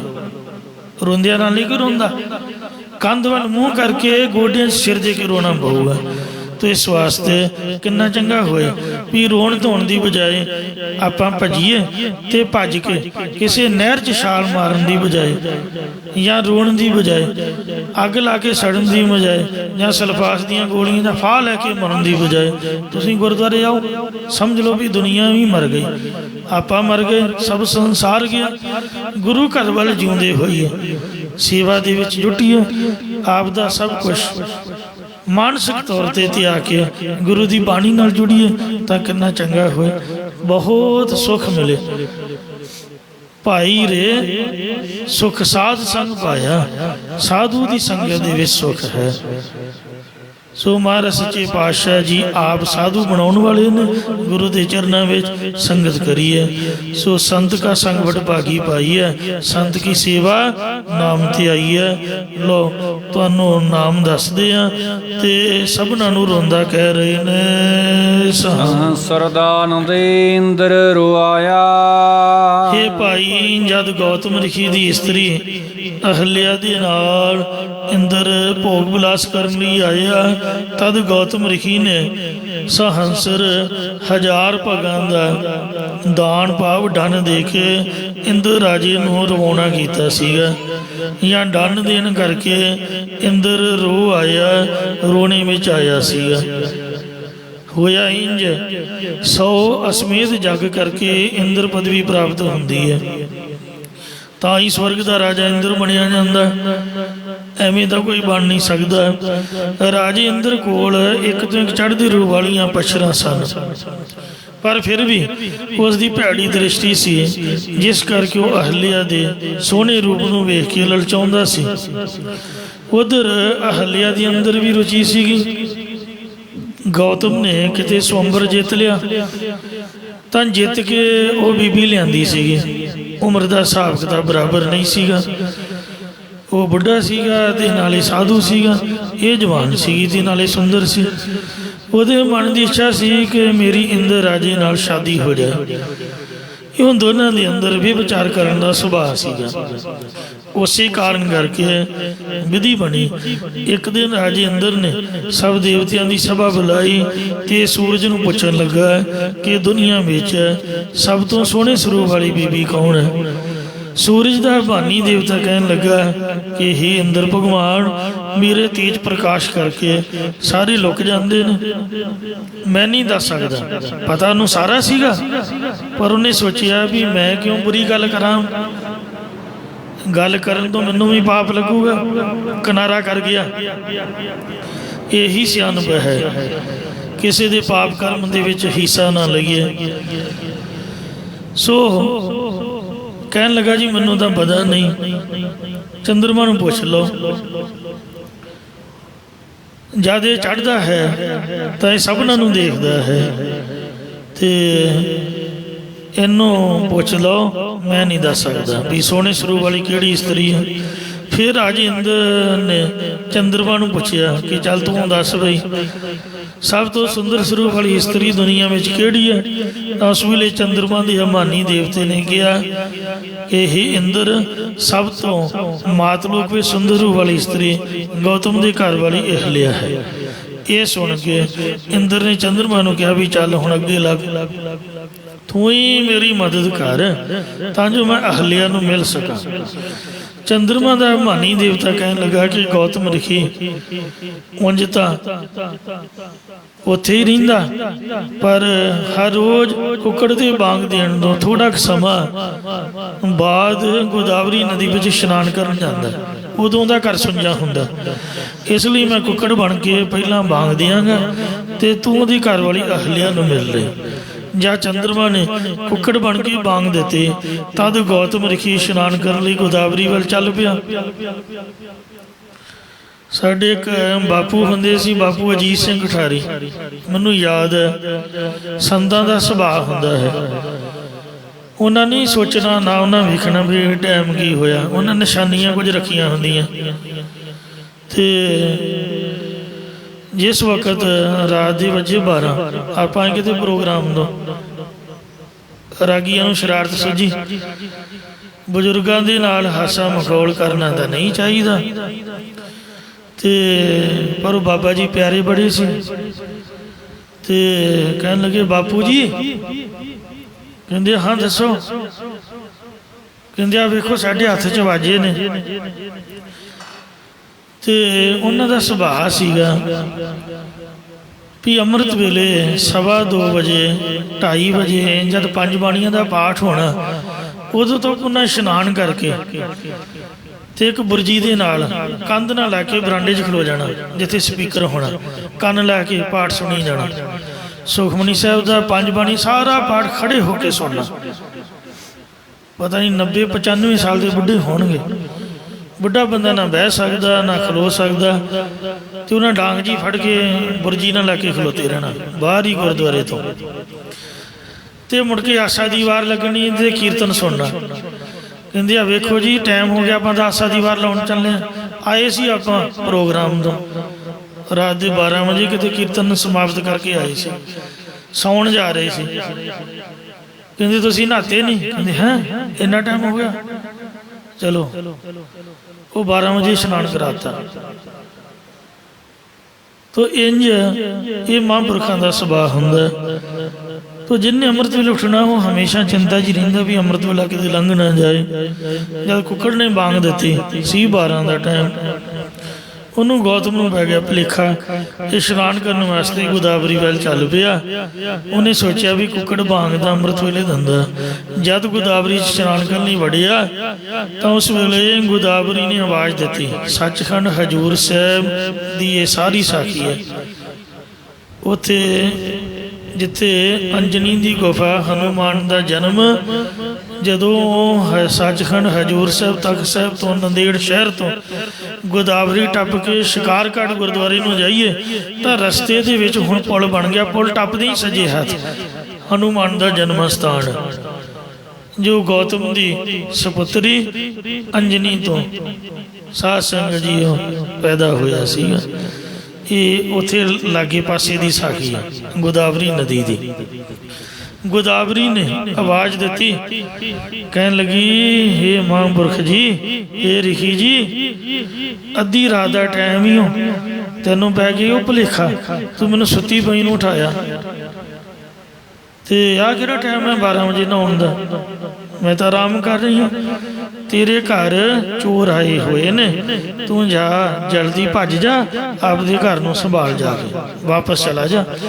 ਗੌਤਮ ਰਿਖੀ ਉਸੇ ਵੇਲੇ ਕਾਲੀ ਕਾਲੀ ਇਸ਼ਨਾਨ ਕਰਕੇ ਬਾਹਰ ਨਿਕਲਿਆ। ਉਹਨੇ ਆਪਦਾ ਕਛਹਿਰਾ ਬੰਨ੍ਹੇ ਛੋੜਿਆ ਤੇ ਗੱਲਾ ਹੀ ਲੈ ਕੇ ਜਿਉਂ ਨਿਕਲਿਆ ਆਪਦਾ ਪਰਨਾ ਕਛਹਿਰਾ ਜੋ ਵੀ ਸੀਗਾ ਤੇ ਉਹ ਨਾਲ ਹੀ ਲੈ ਕੇ ਦੌੜਿਆ ਆ। ਅੱਗੇ ਗੇਟ ਤੇ ਇਹਦੀ ਲੜਕੀ ਅੰਜਨੀ ਖੜੀ ਮਿਲੀ। ਉਹ ਤੋਂ ਪੁੱਛਿਆ ਵੀ ਅੰਦਰ ਕੌਣ ਹੈ? ਉਹਨੇ ਜ਼ਬਾਨ ਜੀ ਦੱਬ ਲਈ। ਬੋਲਣਾ ਤਾਂ ਪੈਣਾ ਸੀ, ਹੁਣ ਜਵਾਬ ਤਾਂ ਕੋਈ ਦੇਣਾ ਪੈਣਾ ਸੀ ਤੇ ਝੂਠ ਵੀ ਨਹੀਂ ਬੋਲ ਸਕਦੀ। ਤੇ ਉਹਨੇ ਅੱਖਰ ਨੂੰ ਪਲਟਾਤਾ, ਕਿਹਾ ਮਾਂਜਾਰ। ਮਾਂਜਾਰ ਨਾਮ ਬਿੱਲੇ ਦਾ ਵੀ ਹੁੰਦਾ ਤੇ ਇਹਦਾ ਅਰਥ ਮਾਂ ਦਾ ਯਾਰ ਵੀ ਬਣ ਜਾਂਦਾ। ਝੂਠ ਵੀ ਨਹੀਂ ਬੋਲਿਆ ਤੇ ਬਚਾਓ ਦੇ ਅੱਖਰ ਵੀ ਬੋਲ ਦਿੱਤੇ। ਇਉਂ ਜਦ ਰਿਖੀ ਨੇ ਵੇਖਿਆ ਵੀ ਅੰਦਰ ਤਾਂ ਇੰਦਰ ਆਇਆ ਹੋਇਆ ਹੈ ਤੇ ਉੱਪਰ ਕੋਠੇ ਤੇ ਵੇਖਿਆ ਵੀ ਬਾਂਗ ਕਿੰਨੇ ਦਿੱਤੀ। ਇਹ ਤਾਂ ਚੰਦਰਮਾ ਕੁੱਕੜ ਬਣਿਆ ਹੋਇਆ ਸੀਗਾ। ਵਗਾਤਾ ਗਿੱਲਾ ਪਰਨਾ ਉਹਦੇ ਬੂਥੇ ਤੇ ਮਾਰਿਆ, ਕਹਿਣ ਲੱਗਾ ਜਾ, ਤੇਰੇ ਤੇ ਇਹ ਹਮੇਸ਼ਾ ਹੀ ਕਲੰਕ ਲੱਗਾ ਰਹੂਗਾ ਔਰ ਤੂੰ ਵਾਧਾ ਘਟਦਾ ਰਹੇਗਾ। ਇੰਜ ਚੰਦਰਮਾ ਨੂੰ ਸ਼ਰਾਪ ਦੇ ਦਿੱਤਾ। ਉਹ ਗਿੱਲਾ ਪਰਨਾ ਵੱਜਣ ਤੋਂ ਚੰਦਰਮਾ 'ਚ ਦਾਗ ਪੈ ਗਿਆ, ਜੋ ਅੱਜ ਵੀ ਦਿਖਦਾ ਹੈ। ਔਰ ਉਹਦੇ ਸ਼ਰਾਪ ਤੋਂ ਹੀ ਪਹਿਲਾਂ ਹੀ ਪੂਰਾ ਹੁੰਦਾ ਸੀਗਾ, ਹੁਣ 15 ਦਿਨ ਵੱਧਦਾ ਰਹਿੰਦਾ, 15 ਦਿਨ ਘਟਦਾ ਰਹਿੰਦਾ। ਜਦੋਂ ਪੂਰਾ ਹੁੰਦਾ ਫਿਰ ਘਟਣਾ ਸ਼ੁਰੂ ਹੋ ਜਾਂਦਾ। ਤੋ ਇੰਜ ਚੰਦਰਮਾ ਨੂੰ ਸ਼ਰਾਪ ਹੋਇਆ। ਫਿਰ ਅਹਲਿਆ ਨੂੰ ਸ਼ਰਾਪ ਦਿੱਤਾ, ਆਪਣਾ ਇੰਦਰ ਨੂੰ ਸ਼ਰਾਪ ਦਿੱਤਾ। ਵੇਖਿਆ ਵੀ ਇੰਦਰ ਆਇਆ ਹੋਇਆ, ਸ਼ਰਾਪ ਦੇ ਦਿੱਤਾ ਵੀ ਜਾ, ਇੰਨੀਆਂ ਪਸ਼ਰਾਂ ਪਾ ਕੇ ਵੀ ਤੈਨੂੰ ਸੰਦੋਖ ਨਹੀਂ ਆਇਆ। ਇੰਨਾ ਵੱਡਾ ਸੋਹਣਾ ਸਵਰਗ ਛੱਡ ਕੇ ਤੇ ਇੰਨੀਆਂ ਸੁੰਦਰ ਪਸ਼ਰਾਂ ਛੱਡ ਕੇ ਤੂੰ ਰਿਖੀਆਂ ਦਾ ਘਰ, ਜਿਹੜੀ ਚੜੇਲ ਹੈ ਉਹ ਵੀ ਗੁਆਂਢੀਆਂ ਦਾ ਘਰ ਛੱਡ ਦਿੰਦੀ, ਰਿਖੀਆਂ ਦਾ ਘਰ ਤਾਂ ਛੱਡ ਦਿੰਦਾ।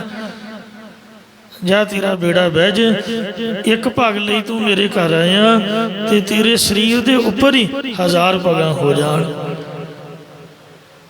ਗੁਰ ਪ੍ਰਤਾਪ ਸੂਰਜ ਗ੍ਰੰਥ 'ਚ ਲਿਖਿਆ, ਇਸ ਇੱਕ ਪੱਗ ਕਾਰਨ ਏਠਾਂ ਆਇਓ, ਨਹੀਂ ਰਿਖਣ ਦੇ ਨੈਕ ਡਰਾਇਓ। ਪੱਗ ਸਹੰਸਰ ਹੋਵੇ ਤਨ ਤੇਰੇ, ਭਇਓ ਸਰਾਪ ਨੇ ਜਾਵੇਂ ਡੇਰੇ।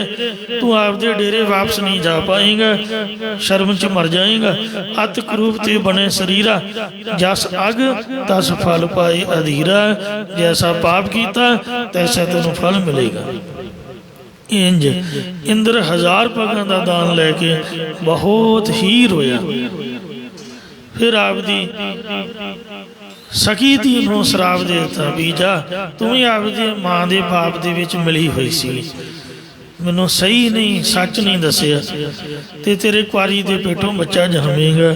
ਸੋ ਸ਼ਿਵਜੀ ਮਹਾਰਾਜ ਸਾਧ ਸੰਗਤ ਜੀਓ, ਜਿਸ ਵਕਤ ਉਹਨਾਂ ਦਾ ਸਰੀਰ ਢਿੱਲਾ ਪਿਆ ਮੋਹਣੀ ਅਵਤਾਰ ਵੇਲੇ, ਤਾਂ ਉਸ ਵਕਤ ਸਰੀਰ ਢਿੱਲਾ ਹੋਣ ਤੋਂ ਤੇ ਉਹਨਾਂ ਦੇ ਸਰੀਰ ਦਾ ਤੱਤ ਸਮੁੰਦਰ 'ਚ ਡਿੱਗਾ, ਜੋ ਮੱਛੀ ਨੇ ਨਿਗਲਿਆ ਤੇ ਉਹ ਮੱਛੀ ਦਾ ਪੇਟ ਪਾੜ ਕੇ। ਸਾਧ ਸੰਗਤ ਜੀਓ, ਜਿਹੜਾ ਪਾਰਸਨਾਥ ਜੋਗੀ ਸੀਗਾ, ਸ੍ਰੀ ਦਸਮ ਗ੍ਰੰਥ ਦੇ ਵਿੱਚ ਉਹਦੀ ਸਾਖੀ ਕਲਗੀਧਰ ਮਹਾਰਾਜ ਨੇ ਲਿਖੀ ਹੈ ਕਿ ਪਾਰਸਨਾਥ ਜੋਗੀ ਨੇ ਮੱਛੀ ਪਕੜ ਕੇ ਆਪਦੇ ਗੁਰੂ ਦੇ ਕਹਿਣ ਮੁਤਾਬਕ ਮੱਛੀ ਦਾ ਪੇਟ ਚੀਰ ਕੇ ਵਿੱਚੋਂ ਮਛੰਦਰਨਾਥ ਜੋਗੀ ਕੱਢਿਆ ਤੇ ਪੁੱਛਿਆ ਵੀ ਕਿਹੜਾ ਰਾਜਾ ਨਹੀਂ ਮੈਂ ਜਿੱਤਿਆ? ਕਹਿਣ ਲੱਗਾ ਤੂੰ ਮਨ ਰੂਪੀ ਰਾਜਾ ਨਹੀਂ ਜਿੱਤਿਆ, ਪਰ ਮਛੰਦਰ ਦਾ ਖੁਦ ਆਪਦਾ ਮਨ ਵੀ ਵਿਗੜਿਆ ਹੋਇਆ ਸੀਗਾ। ਜਿਸ ਤਰ੍ਹਾਂ ਦਾ ਗੁਰੂ ਉਸ ਤਰ੍ਹਾਂ ਦਾ ਹੀ ਬੱਚਾ ਹੋਊਗਾ, ਚੇਲਾ ਹੋਊਗਾ। ਤੋ ਵਿਗੜੇ ਹੋਏ ਗੁਰੂ ਦੇ ਸਰੀਰ ਦੇ ਤੱਤ ਤੋਂ ਤੇ ਮਛੰਦਰ ਦੇ ਫਿਰ ਉਹਦਾ ਮਨ ਵੀ ਵਿਗੜਿਆ। ਉਹ ਵੀ ਜਾ ਕੇ ਸੰਗਲਾਦੀਪ ਦੇ ਟਾਪੂ ਦੇ ਵਿੱਚ ਅਮਰੂ ਦੀ ਮੁਰਦਾ ਦੇ ਵਿੱਚ ਪ੍ਰਵੇਸ਼ ਕਰਕੇ ਕਈ ਸਾਲ ਵਿਸ਼ੇ ਵਾਸ਼ਨਾ ਦਾ ਗ੍ਰਸਿਆ, ਵਿਸ਼ੇ ਭੋਗਦਾ ਰਿਹਾ। ਜਿਹੜੀ ਗੋਹੇ 'ਚ ਉਹਦੇ ਸਰੀਰ ਦੀ ਧਾਤੂ ਡਿੱਗੀ ਸ਼ਿਵਜੀ ਭਗਵਾਨ ਦੀ ਮੋਹਣੀ ਅਵਤਾਰ ਵੇਲੇ, ਤਾਂ ਉਸ ਵਕਤ ਗੋਹੇ ਦੇ ਵਿੱਚੋਂ ਗੋਰਖ ਪੈਦਾ ਹੋਇਆ। ਇਹ ਸਭ ਕੁਝ ਲਿਖਿਆ ਹੁੰਦਾ ਗ੍ਰੰਥਾਂ ਦੇ ਵਿੱਚ ਤੇ ਸਾਨੂੰ ਪੜ੍ਹਨਾ ਪੈਂਦਾ, ਕੀ ਕਰੀਏ, ਸੁਣਾਉਣਾ ਵੀ ਪੈਂਦਾ, ਕਿਉਂਕਿ ਗੱਲ ਹੀ ਇਸ ਤਰ੍ਹਾਂ ਦੀ ਹੋ ਗਈ। ਮਹਾਰਾਜ ਨੇ ਖੁਦ ਆਪ ਵੀ ਸ਼ੁਰੂ ਕੀਤੀ ਹੈ। ਤੋ ਬਾਣੀ ਦੀ ਪੰਕਤੀ ਦੇ ਆਧਾਰਿਤ ਤੁਹਾਡੇ ਨਾਲ ਵਿਚਾਰ ਸਾਂਝੀ ਕਰ ਰਹੇ ਹਾਂ। ਵਿਚਾਰ ਕਿਸੇ ਪੁਰਖ ਦੀ ਨਹੀਂ, ਧੁਰ ਕੀ ਬਾਣੀ ਦੀ ਗੁਰੂ ਸਾਹਿਬਾਨ ਦੀ ਹੈ। ਇਉਂ ਮੋਹਣੀ ਅਵਤਾਰ ਨੇ ਇਹਦੇ ਸਾਰੇ ਚੇਲਿਆਂ ਨੂੰ ਇਹਦੀ ਬੁਰੀ ਹਾਲਤ ਵਿਖਾਈ ਵੀ ਆ ਵੇਖ ਲਓ ਆਪਦੇ ਗੁਰੂ ਦੀ ਹਾਲ। ਇਹਨੂੰ ਤੁਸੀਂ ਮਹਾਰਾਜ ਭਗਵਾਨ ਮੰਨਦੇ ਹੋ? ਇਹ ਭਗਵਾਨ ਦੀਆਂ ਗੱਲਾਂ ਨੇ। ਇਉਂ ਸਾਰਿਆਂ ਤੋਂ ਮਖੌਲ ਕਰਾਇਆ। ਤੋ ਨਾਰਦ ਮੁਨੀ ਨੇ ਨੜੇ 'ਚ ਪਾ ਕੇ ਤੇ ਜਿੱਥੇ ਅੰਜਣੀ ਤਪ ਕਰ ਰਹੀ ਸੀ, ਉਹ ਵਿਚਾਰੀ ਡਰਦੀ ਮਾਰੀ ਗੁਫਾ 'ਚ ਵੜ ਗਈ। ਕਿਸੇ ਸਾਧੂ ਸੰਤ ਦੇ ਮੱਥੇ ਲੱਗਣਾ ਵੀ ਗੁਨਾਹ ਹੈ, ਕਲਯੁਗ ਦਾ ਟਾਈਮ ਹੈ ਤੇ ਉਹਦੇ ਕੋਲ ਮੰਤਰ ਲੈਣਾ ਵੀ ਕੀ ਪਤਾ ਕੀ ਕੰਨ 'ਚ ਪਾ ਦੇ, ਪ੍ਰਸ਼ਾਦ ਲੈਣਾ ਵੀ ਗੁਨਾਹ ਹੈ। ਇਸੇ ਲਈ ਸਾਡੇ ਗੁਰੂਆਂ ਨੇ, ਗੁਰੂ ਗੋਬਿੰਦ ਸਿੰਘ ਜੀ ਇੰਨੇ ਸਿਆਣੇ ਸੀਗੇ, ਉਹਨਾਂ ਨੂੰ ਪਤਾ ਸੀਗਾ ਵੀ ਬੰਦਾ ਕੋਈ ਪੂਰਾ ਹੋ ਹੀ ਨਹੀਂ ਸਕਦਾ, ਕਿੰਨਾ ਮਰਜ਼ੀ ਬ੍ਰਹਮ ਗਿਆਨੀ ਬਣ ਜਾਏ, ਉਹਨੂੰ ਮਾਫ ਕਰਨਾ। ਬੰਦਾ ਤਾਂ ਬੰਦਾ ਹੀ ਆ, ਗੂੰ ਮੂੰਹ ਦਾ ਥੈਲਾ, ਮਾਫੀ ਦਿਓ ਮੈਨੂੰ, ਬੁਰਾ ਨਾ ਆਖਿਓ, ਕਿਉਂਕਿ ਸਰੀਰ ਤਾਂ ਸਰੀਰ ਹੀ ਆ, ਹੱਡ ਚਾਂ ਮਾਸ ਦਾ ਚੌਗਣ ਦਾ ਹੋਣਗੇ, ਕੁਦਰਤੀ ਹੈ।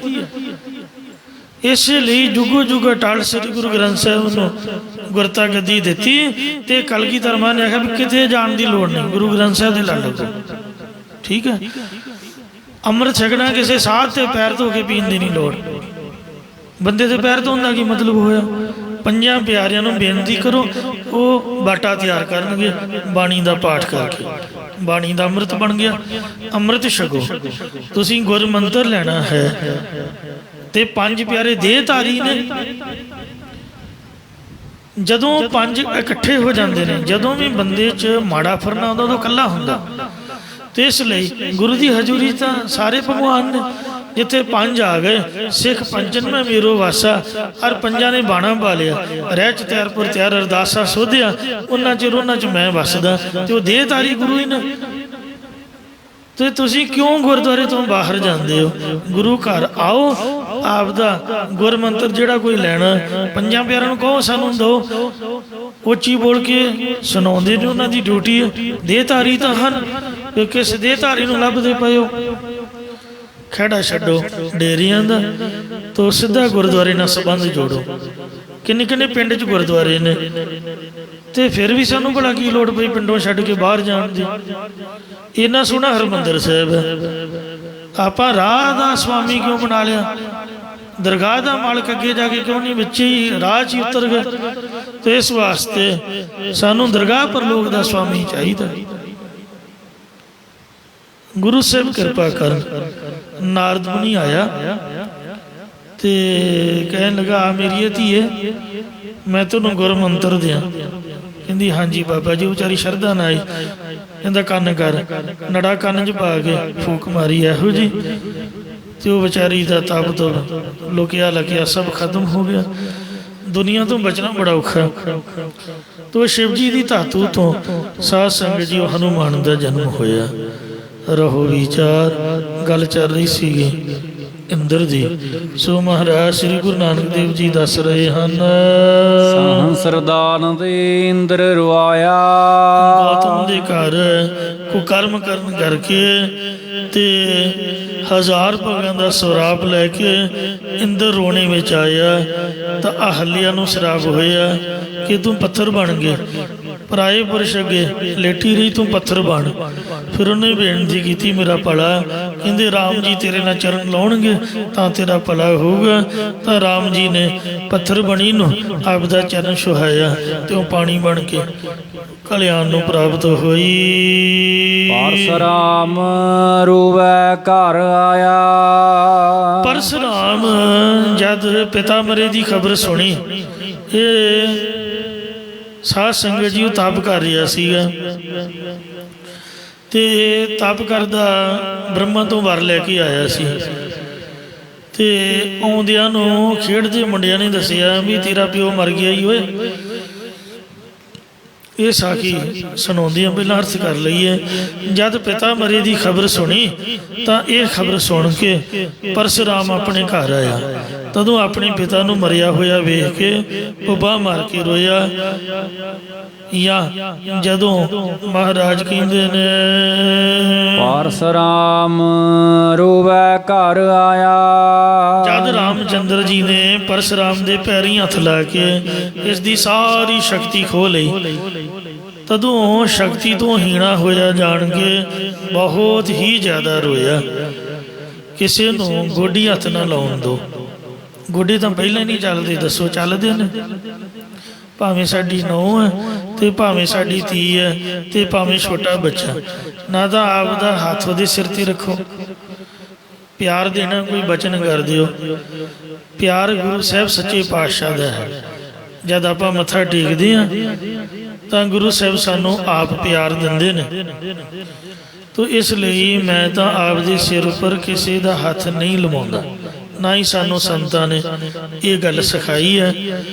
ਤੇ ਮੈਂ ਕਈ ਵਾਰ ਪੈਰ ਫੜਨੇ ਵੀ, ਫੜਨ ਦਾ ਮਤਲਬ ਵੀ ਰਾਤ ਨੂੰ ਘੁੱਟਣੇ, ਕਹਿਣਾ ਗਿਆਨੀ।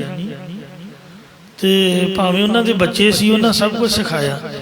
ਕਹਿੰਦੇ ਤੂੰ ਚੰਗਾ ਭਲਾ ਸਿਆਣਾ ਬਿਆਣਾ ਤੇ ਲੋਕਾਂ ਨੂੰ ਕੀ ਸਮਝਾਉਂਦਾ ਤੂੰ ਸਟੇਜ ਤੇ ਤੂੰ ਮੇਰੇ ਪੈਰ ਫੜ ਰਿਹਾ। ਉਹ ਬਜ਼ੁਰਗ ਬਾਬੇ, ਬਜ਼ੁਰਗਾਂ ਦੇ ਪੈਰ ਫੜੀ ਦੇ ਨੇ, 90 ਸਾਲ ਦੇ, ਆਪਾਂ ਬੱਚੇ। ਤੇ ਕਹਿਣਾ ਛੱਡ ਦੇ। ਮੈਂ ਕਹਿਣਾ ਨਹੀਂ ਜੀ, ਵੀ ਸੇਵਾ ਕਰ ਲਈਏ। ਕਹਿੰਦੇ ਬਥੇਰੇ ਸਿੰਘ ਨੇ, ਇਹ ਮੇਰੇ ਗੜਵਈ ਸਿੰਘ ਸੇਵਾ ਕਰ ਲੈਣਗੇ, ਤੂੰ ਤਾਂ ਦੁਨੀਆ ਨੂੰ ਸਮਝਾਉਂਦਾ। ਆਪ ਸਾਹਮਣੇ ਬਹਿ ਕੇ ਕਹਿਣਾ ਵੀ ਪ੍ਰਚਾਰ ਕਰ, ਬੋਲ ਇਹਨਾਂ ਲੋਕਾਂ ਨੂੰ ਦੱਸ ਵੀ ਸਾਧੂਆਂ ਦੇ ਪੈਰਾਂ ਨੂੰ ਹੱਥ ਨਹੀਂ ਲਾਉਣਾ। ਮਹਾਂਪੁਰਖ ਟਕਸਾਲ ਦੇ ਪਿੰਡਾਂ ਵਾਲੇ ਸੰਤ ਕਿਸੇ ਨੂੰ ਵੀ ਮੱਥਾ ਨਹੀਂ ਟਸਣ ਟੇਕਣ ਦਿੰਦੇ। ਵੱਡੇ ਮਹਾਂਪੁਰਖ ਬਾਬਾ ਗੁਰਬਚਨ ਸਿੰਘ ਜੀ ਖਾਲਸਾ ਨਿਤਨੇਮ ਤੋਂ ਕਥਾ ਤੋਂ ਉੱਠੇ, ਇੱਕ ਬੀਬੀ ਭੱਜੀ ਭੱਜੀ ਆਈ, ਸੰਤਾਂ ਦਾ ਧਿਆਨ ਠਾਹ ਨੂੰ ਸੀਗਾ, ਉਹਨਾਂ ਵੇਖਿਆ ਨਹੀਂ, ਉਹ ਪੈਰੀਂ ਪੈ ਗਈ। ਗੁਰੂ ਗ੍ਰੰਥ ਸਾਹਿਬ ਦੀ ਹਜ਼ੂਰੀ ਸੀਗੀ ਤੇ ਸੰਤਾਂ ਨੂੰ ਪਤਾ ਨਹੀਂ ਕਿਹੜਾ ਗੁੱਸਾ ਆਇਆ, ਮਹਾਰਾਜ ਦੇ ਸਤਿਕਾਰ 'ਚ ਫਰਕ ਜੂ ਪਿਆ ਤੇ ਕਹਿਣ ਲੱਗੇ, ਹਟ ਕਮਲੀ, ਤੂੰ ਆਪਦੇ ਸਿਰ ਤੇ ਪਾਪ ਤਾਂ ਚੜਾਉਣਾ ਸੀਗਾ ਤੇ ਮੈਂ ਸਵੇਰ ਦਾ ਇੱਥੇ ਬੈਠਾ ਹੋਇਆ ਆਪਦੀਆਂ ਅਰਦਾਸਾਂ ਕਰ ਰਿਹਾ, ਤੂੰ ਮੇਰੇ ਵੀ ਪਾਪ ਚੜਾਤਾ। ਮਹਾਰਾਜ ਦੀ ਹਜ਼ੂਰੀ 'ਚ ਕਿਸੇ ਬੰਦੇ ਨੂੰ ਮੱਥਾ ਟੇਕਣਾ ਸਭ ਤੋਂ ਵੱਡਾ ਗੁਨਾਹ ਹੈ। ਗੁਰੂ ਸਾਹਿਬ ਦੇ ਸਤਿਕਾਰ 'ਚ ਫਰਕ ਪੈਂਦਾ। ਉਹ ਕਮਲੀ ਹੋ ਗਈ ਵਿਚਾਰੀ, ਇੰਨਾ ਇਲਾਜ ਕਰਾਇਆ, ਮੈਂ ਸੰਤਾਂ ਦਾ ਇਤਿਹਾਸ ਛਾਪਿਆ, ਇਹ ਸ਼ਾਇਦ ਦੌਧਰ ਦੀ ਸਾਖੀ ਹੋਊਗੀ ਤੇ ਉਹਨਾਂ ਨੂੰ ਪਤਾ ਹੀ ਨਾ ਲੱਗੇ ਵੀ ਇਹਨੂੰ ਹੋ ਕੀ ਗਿਆ। ਫਿਰ ਕਿਸੇ ਸਾਧੂ ਦੇ ਕੋਲੋਂ ਗਏ, ਉਹ ਪੂਰਨ ਮਹਾਂਪੁਰਖ ਸੀਗਾ, ਉਹਨੇ ਦੱਸਿਆ ਵੀ ਤੁਸੀਂ ਕਿਸੇ ਸਾਧੂ ਦੀ ਬੇਅਦਬੀ ਕੀਤੀ ਹੈ, ਮਤਲਬ ਮੱਥਾ ਟੇਕਣਾ ਸਤਿਕਾਰ ਨਹੀਂ ਹੈ, ਬੇਅਦਬੀ ਹੈ। ਤੇ ਕਿਉਂਕਿ ਉਹਨੇ ਬੇਅਦਬੀ ਮਹਿਸੂਸ ਕੀਤੀ ਹੈ ਤੇ ਉਹਦਾ ਬਚਨ ਹੋਇਆ ਹੈ ਤੇ ਉਹਨੂੰ ਤੁਸੀਂ ਲੱਭੋ। ਜੇ ਉਹ ਆਪ ਦਾ ਬਚਨ ਵਾਪਸ ਲੈ ਲਏ ਤਾਂ ਇਹ ਬੀਬੀ ਸਹੀ ਹੋ ਸਕਦੀ ਹੈ। ਇਹ ਸਾਧ ਸੰਗਤ ਜੀਓ, ਉਹਨਾਂ ਮਹਾਂਪੁਰਖਾਂ ਨੂੰ ਬੇਨਤੀ ਕੀਤੀ, ਕਹਿੰਦੇ ਮੈਨੂੰ ਤਾਂ ਯਾਦ ਨਹੀਂ ਹੈ, ਕਹਿੰਦੇ ਇੰਝ ਹੋਇਆ ਸੀਗਾ, ਕਹਿੰਦੇ ਜੇ ਇੰਝ ਹੋਇਆ ਸੀਗਾ ਤਾਂ ਫਿਰ ਗੁਨਾਹ ਤਾਂ ਸ੍ਰੀ ਗੁਰੂ ਗ੍ਰੰਥ ਸਾਹਿਬ ਜੀ ਦੇ ਪੱਖ ਤੋਂ ਹੀ ਹੈ, ਕਿਉਂਕਿ ਸਤਿਕਾਰ 'ਚ ਤਾਂ ਉਹਨਾਂ ਦੇ ਫਰਕ ਪਿਆ ਹੈ। ਤੇ ਮੇਰੀ ਵੀ ਸਗੋਂ ਅਰਦਾਸ ਕਰਿਓ ਤੇ 5 ਅਖੰਡ ਪਾਠ ਸਾਹਿਬ ਕਰਾਓ ਤੇ ਗੁਰੂ ਸਾਹਿਬ ਦੇ ਚਰਨਾਂ 'ਚ ਅਰਦਾਸ ਕਰੋ, ਮਹਾਰਾਜ ਬਖਸ਼ਣਹਾਰ ਨੇ। ਇੰਝ ਸਾਧ ਸੰਗਤ ਜੀ ਭਲਾ ਹੋਇਆ। ਤੇ ਬਾਬਾ ਜੀ ਮਹਾਂਪੁਰਖ ਬਾਬਾ ਜਰਨੈਲ ਸਿੰਘ ਜੀ ਖਾਲਸਾ ਪਿੰਡਾਂ ਵਾਲਿਆਂ ਨੂੰ ਅਸੀਂ ਵੇਖਦੇ ਰਹੇ ਹਾਂ, ਸੱਚਖੰਡ ਸ੍ਰੀ ਹਰਿਮੰਦਰ ਸਾਹਿਬ ਦਰਸ਼ਨ ਕਰਨ ਆਉਂਦੇ, ਤੁਹਾਡੇ ਵਾਂਗੂ ਮੱਥਾ ਟੇਕਣ ਜਾਈਦਾ ਸੀਗਾ ਤੇ ਵੱਡਿਆਂ ਨੇ ਕਹਿਣਾ ਵੀ ਆਓ ਸੰਤ ਜਾਂਦੇ ਨੇ, ਭੱਜ ਕੇ ਵੀ ਨਾਲ ਨਹੀਂ ਸੀ ਰਲਿਆ ਜਾਂਦਾ।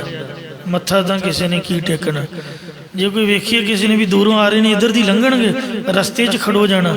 ਮੈਂ ਵੇਖਿਆ ਕਿ ਉਹ ਇੱਕ ਬੀਬੀ ਖੜੋ ਗਈ ਤੇ ਮਹਾਂਪੁਰਖ ਇੰਨੇ ਐਕਟੀਵਿਟੀ ਵਾਲੇ ਸਨ, ਇੰਨੀ ਨਿਗਾਹ ਉਹਨਾਂ ਦੀ ਤੇਜ਼ ਸੀਗੀ ਔਰ ਇੰਨੇ ਚੁਸਤ ਫੁਰਤ ਦਿਮਾਗ ਵਾਲੇ ਸੀਗੇ। ਉਹਨੇ ਵੇਖਿਆ ਵੀ ਉਹ ਬੀਬੀ ਮੈਨੂੰ ਮੱਥਾ ਟੇਕੂਗੀ, 10 ਫੁੱਟ ਦੂਰੀ ਤੋਂ ਆਪਦਾ ਰਸਤਾ ਕੱਟ ਕੇ ਖੱਬੇ ਪਾਸੇ ਤਾਂ ਨਹੀਂ ਹੋ ਕੇ ਉੱਤੋਂ ਦੀ ਉਹ ਵੇਖੇ ਬਈ ਹਾਥੀ ਜੋੜ ਕੇ ਖੜੋਤੀ ਰਹੀ। ਮਜਾਲ ਹੈ ਕੋਈ ਚਿੜੀ ਵੀ ਲਾਗੇ ਫੜ ਕੇ ਜਾਏ, 25-25 30-30 ਸਿੰਘ ਨਾਲ ਲੈ ਕੇ ਖੜੇ ਹੁੰਦੇ ਸੀਗੇ। ਬੀਬੀ ਤਾਂ ਕੋਈ ਆਮ ਬੰਦਾ ਵੀ ਉਹਨਾਂ ਦੇ ਕੋਲ ਨਹੀਂ ਸੀ ਜਾ ਸਕਦਾ, ਬੜੀ ਛਾਣਬੀਣ ਕਰਕੇ ਤੇ ਤਲਾਸ਼ੀ ਤਲੂਸ਼ੀ ਲੈ ਕੇ ਬੜੇ ਤਰੀਕੇ ਦੇ ਨਾਲ ਉਹਨਾਂ ਦੀ ਕੋਲ ਪਹੁੰਚਾਉਂਦੇ। ਤੋ ਇਸ ਤਰੀਕੇ ਨਾਲ ਅਦਬ ਸਤਿਕਾਰ ਦਾ ਇੰਨਾ ਖਿਆਲ ਰੱਖਦੇ, ਕੋਈ ਵੀ ਬੇਅਦਬੀ ਦਾ ਬਚਨ ਮਹਾਰਾਜ ਦਾ ਉਹਨਾਂ ਦੇ ਕੰਨੀ ਪੈ ਜਾਂਦਾ, ਇੰਨਾ ਗੁੱਸਾ ਚੜ ਜਾਂਦਾ, ਆਪ ਮਰਨ ਵਾਸਤੇ ਤਿਆਰ ਹੋ ਜਾਂਦੇ ਜਾਂ ਦੂਜੇ ਨੂੰ ਮਾਰ ਕਰਦੇ। ਸੋ ਇੰਨੇ ਵੀਰਸੀ ਸੁਭਾਅ ਵਾਲੇ ਗੁਰੂ ਗ੍ਰੰਥ ਸਾਹਿਬ ਪ੍ਰਤੀ ਸਨ। ਇਹ ਉਹਨਾਂ ਦੀ ਸ਼ਾਇਦ ਕਮਜ਼ੋਰੀ ਸੀਗੀ, ਤੋ ਉਹਨਾਂ ਦੀ ਕਮਜ਼ੋਰੀ ਲੋਕਾਂ ਨੇ ਫੜ ਲਈ। ਤੋ ਇਸ ਲਈ ਨਵੀਂ ਉਮਰ ਦੇ ਵਿੱਚ ਉਹ ਫਤਿਹ ਬੁਲਾ ਕੇ ਦੁਨੀਆ 'ਚ ਰਹਿਣਾ, ਇਹਨਾਂ ਦੇ ਪਾਪ ਕਰਮਾਂ ਨੂੰ ਵੇਖਣਾ ਬੜਾ ਔਖਾ ਹੈ, ਵੇਖ ਕੇ ਜਰਨਾ ਬਹੁਤ ਕਠਿਨ ਹੈ। ਸੱਚੇ ਸੁੱਚੇ ਬੰਦੇ ਨਹੀਂ ਰਹਿ ਸਕਦੇ, ਨਹੀਂ ਰਹਿ ਸਕਦੇ। ਖਬਰਿਆ ਰੱਬ ਨੂੰ ਉਹਨਾਂ ਦੀ ਉਮਰ ਵੀ ਵੈਸੇ ਥੋੜੀ ਲਿਖੀ ਹੁੰਦੀ ਹੈ, ਰਹੋ ਵਿਚਾਰ। ਤੋ ਇਸ ਲਈ ਕਿਸੇ ਦੇ ਗੋਡੀ ਹੱਥ ਲਾਉਣਾ ਉਹਦਾ ਸਤਿਕਾਰ ਨਹੀਂ ਹੈ, ਉਹਦੇ ਨਿਤਨੇਮ ਉਹਦੀ ਕਮਾਈ ਨੂੰ ਖਿੱਚਣਾ ਹੈ। ਤੋ ਜਿਹੜਾ ਲਵਾਉਂਦਾ ਉਹਦੀਆਂ ਪਾਵਰਾਂ ਲਾਸ ਹੁੰਦੀਆਂ ਨੇ। ਤੋ ਇਸ ਲਈ ਗੁਰੂ ਗੋਬਿੰਦ ਸਿੰਘ ਨੇ ਇਹ ਆਗਿਆ ਕੀਤੀ ਹੈ, ਆਗਿਆ ਆਵਤ ਸਿੰਘ ਜੋ ਪਾਵੈ ਵਾਹਿਗੁਰੂ ਕੀ ਫਤਿਹ ਬੁਲਾਵੈ। ਜਦ ਵੀ ਮਿਲੀਏ ਤਾਂ ਫਤਿਹ ਬੁਲਾ ਕੇ ਮਿਲੀਏ। ਇਹ ਭਾਵਨਾ ਨਾ ਰੱਖੀਏ ਵੀ ਸਾਨੂੰ ਕੋਈ ਮੱਥਾ ਟੇਕੇ, ਸਤਿਕਾਰ ਸੋ ਪੈਰੀਂ ਹੱਥ ਜਾਂ ਗੋਡੇ ਹੱਥ ਲਾਉਣ ਵਿੱਚ ਨਹੀਂ। ਕਿਸੇ ਨੂੰ ਖਿੱਚਣਾ ਹੋਵੇ, ਡਿੱਗਣਾ ਹੋਵੇ ਤਾਂ ਪੈਰਾਂ ਤੋਂ ਫੜ ਕੇ ਡਿੱਗੀਦਾ। ਆ ਵੇਖੋ ਬਲਾਤਕਾਰੀ ਸਾਧੂ ਡਿੱਗਿਆ ਹੈ ਕਿ ਨਹੀਂ? ਸਾਧੂ ਤਾਂ ਉਹੀ ਮੇਰੇ ਮੂੰਹ ਚੋਂ ਨਿਕਲ ਗਿਆ, ਤੇ ਇਸ ਵਾਸਤੇ ਮੱਥਾ ਟੇਕਣ ਵਾਲੇ ਹੀ ਟੇਕਦੇ ਨੇ।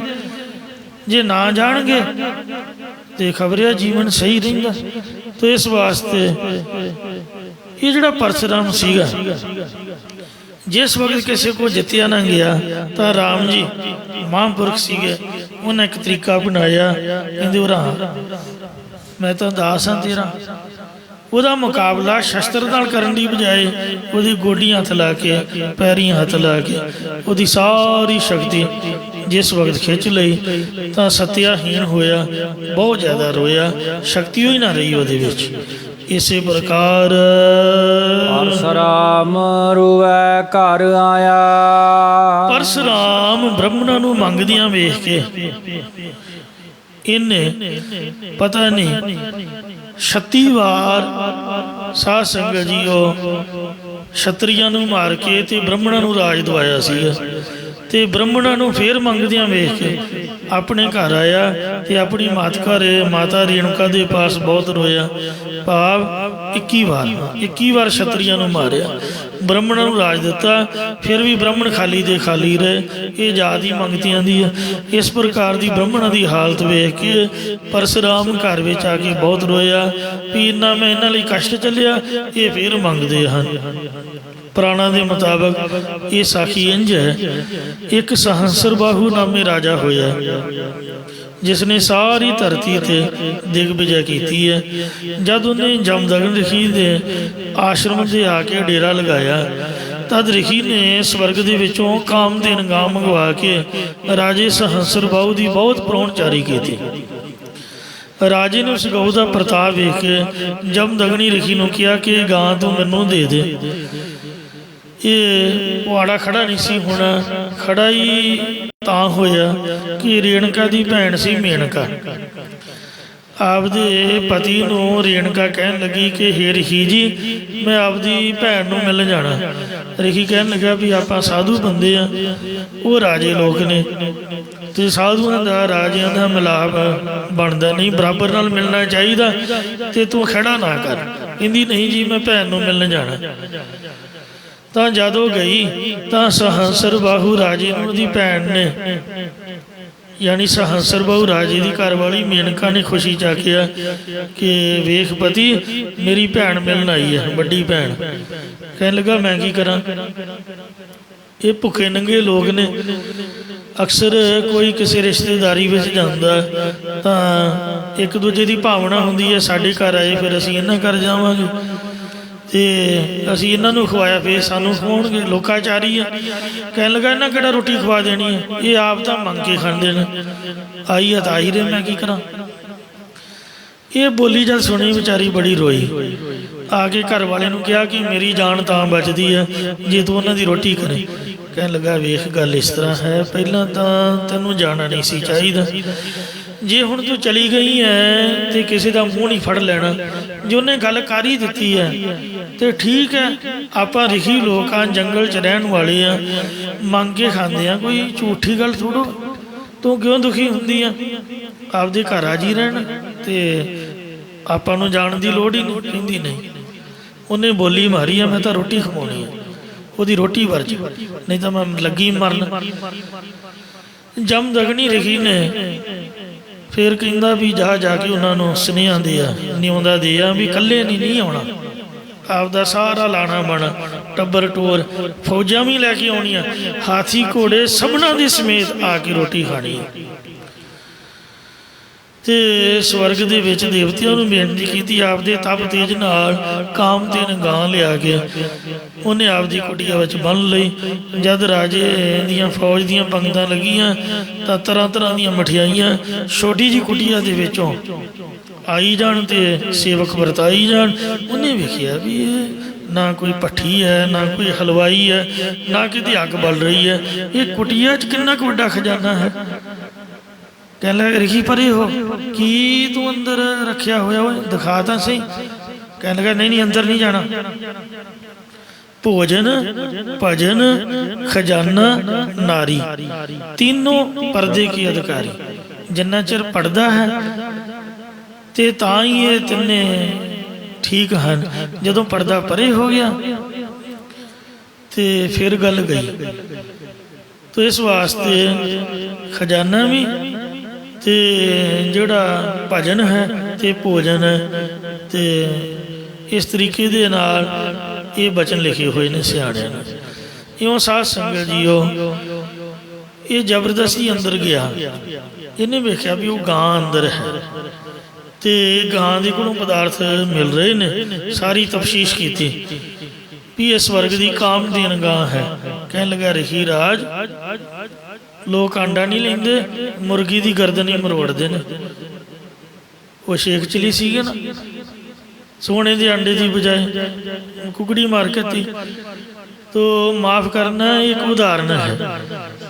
तो रिखी के गल पै गया, कहने लगा भी परा हो, तू की करनी है गा, लिया मैनू दे, असी राजे लोग हाँ, साडे बड़े बड़े बड़े खर्चे होंदे ने ते लोगों के कोलों रुपया रुपया टैक्स इकट्ठा करीदा। कहंदा हुण तू मन्निया ना अपनी गल नूं, तू मैनू मंगता कहंदा सीगा, मंगता तां तुहाडी जात है राजियां वाली।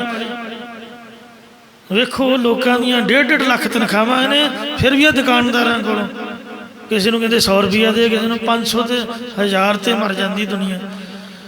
लखां हज़ार पा के ढिड नहीं भरता। सारे देश का राज है, फिर भी वो गरीबां नूं लुटदे ने, क्योंकि टैक्स की मार हेठ तां आम बंदा ही आउंदा, वड्डे तां उन्हां चोर मूरियां रखियां होईयां। तो भुखा बंदा साधु संत नहीं है। गुरु गोबिंद सिंह का निहंग भुखा नहीं, भुखे राजे लोग ने, कुर्सीधारी और बड़ी बड़िया तनख्वाहां वाले, ये तृष्णालु बंदे भुखे हैं। जिस वक्त वो कहने लगा भी ये चीज़ तेरी नहीं है, ये साधु संतां दी वस्तु है, ते स्वर्गां दी वस्तु है, मैं तो आपदे तप दे बल नाल लिआंदी है, ये राजियां दी चीज़ नहीं। उन्हें फिर जबरदस्ती की। तो जिस वक्त जमदग्नि ऋषि ने देखा कि जबरदस्ती करूगा तो गां नूं ये लिजा रहा है, उन्हें आपकी शक्ति दे नाल छाती पाट कती ते गां नूं आख्या भी उड़ जा, आज़ाद करता। उपर नूं जद उड्डी जाती, गां दे पैरां दे विच तीर मारे। सहस्रभू राजे दी फौज ने, जिहड़ा उहदा गंदा खून पैरां दा निकलिया, उहदे तों गंदी बूटी तंबाकू पैदा होया। जिहड़े आपदे आप नूं ब्राह्मण हिंदू कहाउंदे, नाले गां नूं मानदे ने, नाले तंबाकू खांदे, बीड़ियां पींदे ने, वो आपदे मां दा खून पींदे ने। ये मैं नहीं कह रहा, ये पुराणा दी साखी उन्हां दे ग्रंथां 'च लिखिया होया है। फिर इन्हें गुस्से में आके जमदग्नि ऋषि नूं जानों ही मार कत्या। बड़ा पुआड़ा खड़ा होया। उस वेले जमदग्नि ऋषि की घरवाली रेणुका ने आपदे पति दे मरने नूं देख के साध संगत जी शरीर नूं ताड़ना की, जिन्हों कहंदे पिट स्यापा। 7 वारी मूँह ते हथ मारे, 7 वारी छाती ते, 7 वारी पट्टां ते हथ मारे। गुरसिੱਖੀ ਦੇ ਵਿੱਚ पिट स्यापा करना मना है। दुख ते सुख दे विच महाराज दा आनंद साहिब पढ़ना, गुरु की बाणी दा कीर्तन पाठ सुनना, ये महाराज दी मर्यादा है। ये हिंदुआं दे विच ओहदे तो शुरू होया। 21 वारी उन्हें गिणिया, 21 वारी हथ मारे, सत्तू ते 21। ते परशुराम नूं दुखी आवाज़ नाल पुकारिया, ते परशुराम ने पहले ही वचन दिता होया सी कि माँ तू जदों भी मैनूं याद करेंगी, मैं तदों तपस्या छड्ड के आ जावांगा। ये सारी साखी कवि संतोख सिंह ने श्री गुरप्रताप सूरज ग्रंथ विच लिखी हुई है। पत को देख रेणुका नारी, बहुत बिरलापत ऊंच पुकारी, शब्द ते हथड़ हन कर देही, सुत को सिमर बुलायो तेही, तप हित अपर जो थान सिधावा, तत् शिर मात निकट चले आवा। जब अपनी माँ की पुकार नूं परशुराम ने सुनिया तो झटपट तप करना छड्ड के घर आके आपकी माँ नूं मिलिया। पूछा भी तू रो क्यों नहीं है, उहदे अथरू पुंज आ तू शरीर के उपर ताड़ना क्यों की, ये माता इन्ना बिरलाप ते रुदन क्यों किया। तो उन्हें सारी गल सुनाई कि तेरा मासड़ आया सीगा ते वो तेरे प्यो नूं मार गया ही। पिता दे मरने नूं सुन के परशुराम भी बहुत ज़्यादा रोया। तो महाराज कहंदे ने परशुराम रोवै घर आया। आप दे प्यो दा मरना सुन के परशुराम बहुत रोया। ते रोण तो बाद सोचा मना मेरे नाल रोऊगा थोड़ो कोई, तगड़ा हो, जिहड़ा तू मर लैके आया ਆਪਦੇ ਕੁਹਾੜੇ ਨੂੰ ਕੱਢ ਤੇ ਸ਼ਸਤਰ ਪਕੜ। ਇਹਨਾਂ ਨੂੰ ਦੱਸ ਪਤਾ ਦੇ, ਇਹਨਾਂ ਨੂੰ ਮੱਤ ਦੇ ਕਿ ਕਿਸ ਤਰ੍ਹਾਂ ਕਿਸੇ ਦੇ ਹੱਥ ਚੁੱਕੀਦਾ। ਚੜ ਗਿਆ ਗੁੱਸਾ ਉਹਨੂੰ, ਗੁੱਸੇ 'ਚ ਆ ਕੇ ਉਹਨੇ ਪ੍ਰਣ ਕੀਤਾ ਕਿ ਮੇਰੀ ਮਾਂ ਨੇ 21 ਵਾਰ ਆਪਦੇ ਪਤੀ ਦੇ ਮਰਨ ਤੋਂ ਬਾਅਦ ਸਰੀਰ ਨੂੰ ਕਸ਼ਟ ਦਿੱਤਾ, ਪਿੱਠ ਸਿਆਪਾ ਕੀਤਾ। ਹੁਣ ਮੈਂ 21 ਵਾਰ ਇਹ ਧਰਤੀ ਨਛੱਤਰਹੀਣ ਕਰਾਂਗਾ, ਛਤਰੀਆਂ ਤੋਂ ਰਾਜਿਆਂ ਤੋਂ ਖਾਲੀ ਕਰਾਂਗਾ। ਤੇ ਇਹ ਬ੍ਰਾਹਮਣ ਸੀਗਾ, ਬ੍ਰਾਹਮਣ ਨੂੰ ਰਾਜ ਦਿਆਂਗਾ, ਭਾਵ ਛਤਰੀਆਂ ਨੂੰ ਦੁਨੀਆ ਤੋਂ ਖਤਮ ਕਰ ਦਿਆਂਗਾ 21 ਵਾਰ, ਤੇ ਬ੍ਰਾਹਮਣਾਂ ਨੂੰ ਰਾਜ ਪਾਕ ਦੇ ਕੇ ਰਾਜੇ ਬਣਾਵਾਂਗਾ। ਸਤ ਪਛਾਣ ਅਬੈ ਪ੍ਰਣ ਮੋਰਾ, ਛਤਰੀ ਛੋਡੋ ਨਹੀਂ ਕਿਤ ਠੌਰਾ, 21 ਵਾਰ ਨਛਤਰੀ ਧਰਨੀ, ਅਤ ਸੰਗਰਾਮ ਕਰੋ ਬਲ ਕਰਨੀ। ਗੁਰ ਪ੍ਰਤਾਪ ਸੂਰਜ ਗ੍ਰੰਥ। ਇਸ ਤਰ੍ਹਾਂ ਕਹਿ ਕੇ ਹੱਥ 'ਚ ਕੁਹਾੜਾ ਲੈ ਕੇ ਹੋਰ ਵੀ ਸ਼ਸਤਰ ਅਸਤਰ ਲੈ ਕੇ ਇਹਨੇ ਯੁੱਧ ਮਚਾਇਆ। ਤੇ ਸਭ ਤੋਂ ਪਹਿਲਾਂ ਹੰਸਰ ਬਹੁ ਰਾਜੇ ਦੀਆਂ 1000 ਭੁਜਾਂ ਕੱਟ ਦਿੱਤੀਆਂ। ਇਹਨੇ 1000 ਬਾਹਾਂ ਦਾ ਵਰ ਲਿਆ ਹੋਇਆ ਸੀਗਾ, ਉਹਦੀਆਂ 1000 ਦੀਆਂ 1000 ਬਾਹਾਂ ਕੱਟ ਦਿੱਤੀਆਂ। ਤੇ ਬਾਕੀ ਹੋਰ ਵੀ ਚੁਣ ਚੁਣ ਕੇ ਸਾਰੇ ਛਤਰੀ ਮਾਰ ਕੱਤੇ ਤੇ ਬ੍ਰਾਹਮਣਾਂ ਨੂੰ ਰਾਜ ਦੇ ਦਿੱਤਾ। ਜਦ ਛਤਰੀ ਫੇਰ ਵੱਧ ਗਏ ਤਾਂ ਫਿਰ ਇਹਨੇ ਕੁਹਾੜਾ ਫੜਿਆ ਤੇ ਉਹਨਾਂ ਨੂੰ ਮਾਰ ਕਰਕੇ ਤੇ ਸਾਧ ਸੰਗਤ ਜੀ ਉਹ ਬ੍ਰਾਹਮਣਾਂ ਨੂੰ ਰਾਜ ਦਿੱਤਾ।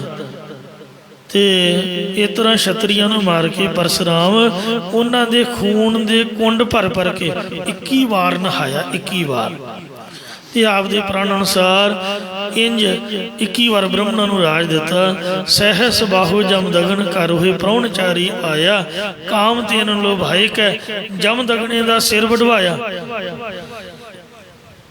ਜੇ ਕੋਈ ਕਹੇ ਵੀ ਇਹ ਜਿਹੜੀ ਸਾਖੀ ਹੈ ਇਹ ਕੋਈ ਚੁਟਕਲਾ ਜਾਂ ਆਮ ਮਨ ਘੜਤ, ਇਸ ਤਰ੍ਹਾਂ ਭਾਈ ਗੁਰਦਾਸ ਜੀ ਨੇ ਵੀ ਮੰਨਿਆ। ਭਾਈ ਗੁਰਦਾਸ ਜੀ ਲਿਖਦੇ ਨੇ 23ਵੀਂ ਵਾਰ ਦੀ 7ਵੀਂ ਪੌੜੀ ਹੈ।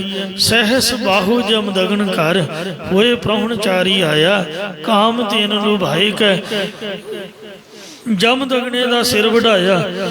ਪਿੱਟ ਦੀ ਸੁਣ ਕੇ ਰੇਣੂਕਾ ਪਰਸ਼ੁਰਾਮ ਧਾਈ ਕਰ ਧਾਇਆ, 21 ਵਾਰ ਕ੍ਰੋਧ ਕਰ ਖੱਤਰੀ ਮਾਰ ਨੇ ਖੱਤਰ ਗਵਾਇਆ। ਪਰ ਫਿਰ ਵੀ ਬ੍ਰਾਹਮਣਾਂ ਨੂੰ ਮੰਗਦਾ ਵੇਖ ਕੇ ਮਹਾਰਾਜ ਕਹਿੰਦੇ ਨੇ ਪਰਸ਼ੁਰਾਮ ਰੋਵੈ ਘਰ ਆਇਆ। ਆਪਦੇ ਘਰ ਆ ਕੇ ਤੇ ਮਾਂ ਦੀ ਗੱਲ ਆ ਕੇ ਪਰਸ਼ੁਰਾਮ ਬਹੁਤ ਜ਼ਿਆਦਾ ਰੋਇਆ। ਜਾਚ ਦੇ ਦੇਖਤ ਜਗ ਮਾਹੀ, ਰੋਏ ਬਸੂਰਤ ਸੁਖ ਤੇ ਨਾਹੀ। ਇਹ ਵੇਖ ਇਹਨਾਂ ਮੈਂ ਕਸ਼ਟ ਝੱਲਿਆ, ਇਹਨਾਂ ਨੂੰ ਮਾਰ ਕੇ ਰਾਜੇ ਬਣਾਇਆ, ਇਹ ਫਿਰ ਮੰਗਦੇ ਹਨ। ਇੰਜ ਸਾਧ ਸੰਗਤ ਜੀਓ ਇਸੇ ਸਾਈ ਦੇ ਨਾਲ ਹੀ ਮੇਰਾ ਨਿਯਤ ਕੀਤਾ ਕਥਾ ਬੜਾ ਸਮਾਂ ਬਿਲਕੁਲ ਸਮਾਪਤ ਹੋਇਆ ਹੈ। ਬਾਕੀ ਕਿਉਂਕਿ ਇਹ ਜਿਹੜਾ ਸ਼ਬਦ ਹੈ ਇਹਦੀਆਂ ਕਾਫੀ ਪੰਕਤੀਆਂ ਨੇ, ਇੱਕ ਇੱਕ ਪੰਕਤੀ ਤੇ ਕਾਫੀ ਸਮਾਂ ਲਾਉਣਾ ਪਵੇਗਾ। ਕਾਹਲੀ ਕਰਨ ਦਾ ਕੋਈ ਲਾਭ ਮੈਂ ਸਮਝਦਾ ਨਹੀਂ ਹਾਂ ਵੀ ਕੋਈ ਇਹਦੇ 'ਚ ਫਾਇਦਾ ਨਹੀਂ। ਹੌਲੀ ਹੌਲੀ ਆਪਾਂ ਜਿਵੇਂ ਜਿਵੇਂ ਗੁਰੂ ਸਾਹਿਬ ਕਿਰਪਾ ਕਰਨਗੇ ਇੱਕ ਸ਼ਬਦ ਦੇ ਉੱਪਰ ਤੇ ਪੂਰਾ ਪੂਰਾ ਸਮਾਂ ਲਾ ਕੇ ਆਪਾਂ ਇਹਦੀ ਵਿਚਾਰ ਕਰਾਂਗੇ। ਬਾਕੀ ਪੰਕਤੀਆਂ ਸਿੰਘ ਦੇ ਪਾਸੋਂ ਸਰਵਣ ਕਰੋ ਜੀ। ਅਜੈ ਸੋ ਰੋਵੈ ਭਿਖਿਆ ਖਾਏ, ਐਸੀ ਦਰਗਹਿ ਮਿਲੈ ਸਜਾਏ। ਰੋਵੈ ਰਾਮ ਨਿਕਾਲਾ ਭਇਆ, ਸੀਤਾ ਲਖਮਣ ਵਿਛੜ ਗਿਆ। ਰੋਵੈ ਦਹਿ ਸਿਰ ਲੰਕ ਗਵਾਏ, ਜਿਨ ਸੀਤਾ ਆਦਿ ਡੋਰੂ ਵਾਏ। ਰੋਵੈ ਪਾਂਡਵ ਭਏ ਮਜੂਰ, ਜਿਨ ਕੈ ਸੁਆਮੀ ਰਹਿਤ ਦੂਰ। ਰੋਵੈ ਜਨ ਮੇਜਾ ਖੋਏ ਗਿਆ, ਏਕੀ ਕਾਰਣ ਪਾਪੀ ਪਾਇਆ। ਰੋਵੈ ਸੇਖ ਮਸਾਏ ਕਬੀਰ, ਅੰਧਕਾਲ ਮਤ ਲਾਗੇ ਭੀੜ। ਰੋਵੈ ਰਾਜੇ ਕੰਨ ਪੜਾਏ, ਘਰ ਘਰ ਮਾਗੈ ਭਿਖਿਆ ਖਾਏ। ਰੋਵੈ ਕਿਰਪਨ ਸੰਚੈ ਧਨ ਜਾਏ, ਪੰਡਤ ਰੋਵੈ ਹੈ ਗਿਆਨ ਗਵਾਏ। ਬਾਲੀ ਰੋਵੈ ਨਾਹੀ ਪਥਾਰ, ਨਾਨਕ ਦੁਖੀਆ ਸਭ ਸੰਸਾਰ। ਮੰਨੇ ਨਾਉ ਸੋਏ ਜਿਣ ਜਾਏ, ਔਰੀ ਕਰਮ ਨਾ ਲੇਖੈ ਲਾਏ। ਮਹਲਾ ਮੰਨੇ ਨਾਉ ਸੋਈ ਜਨ ਜਾਏ, ਔਰੀ ਕਰਮ ਨਾ ਲੇਖੈ ਲਾਇ। ਵਾਹਿਗੁਰੂ ਜੀ ਕਾ ਖਾਲਸਾ, ਵਾਹਿਗੁਰੂ ਜੀ ਕੀ ਫਤਿਹ।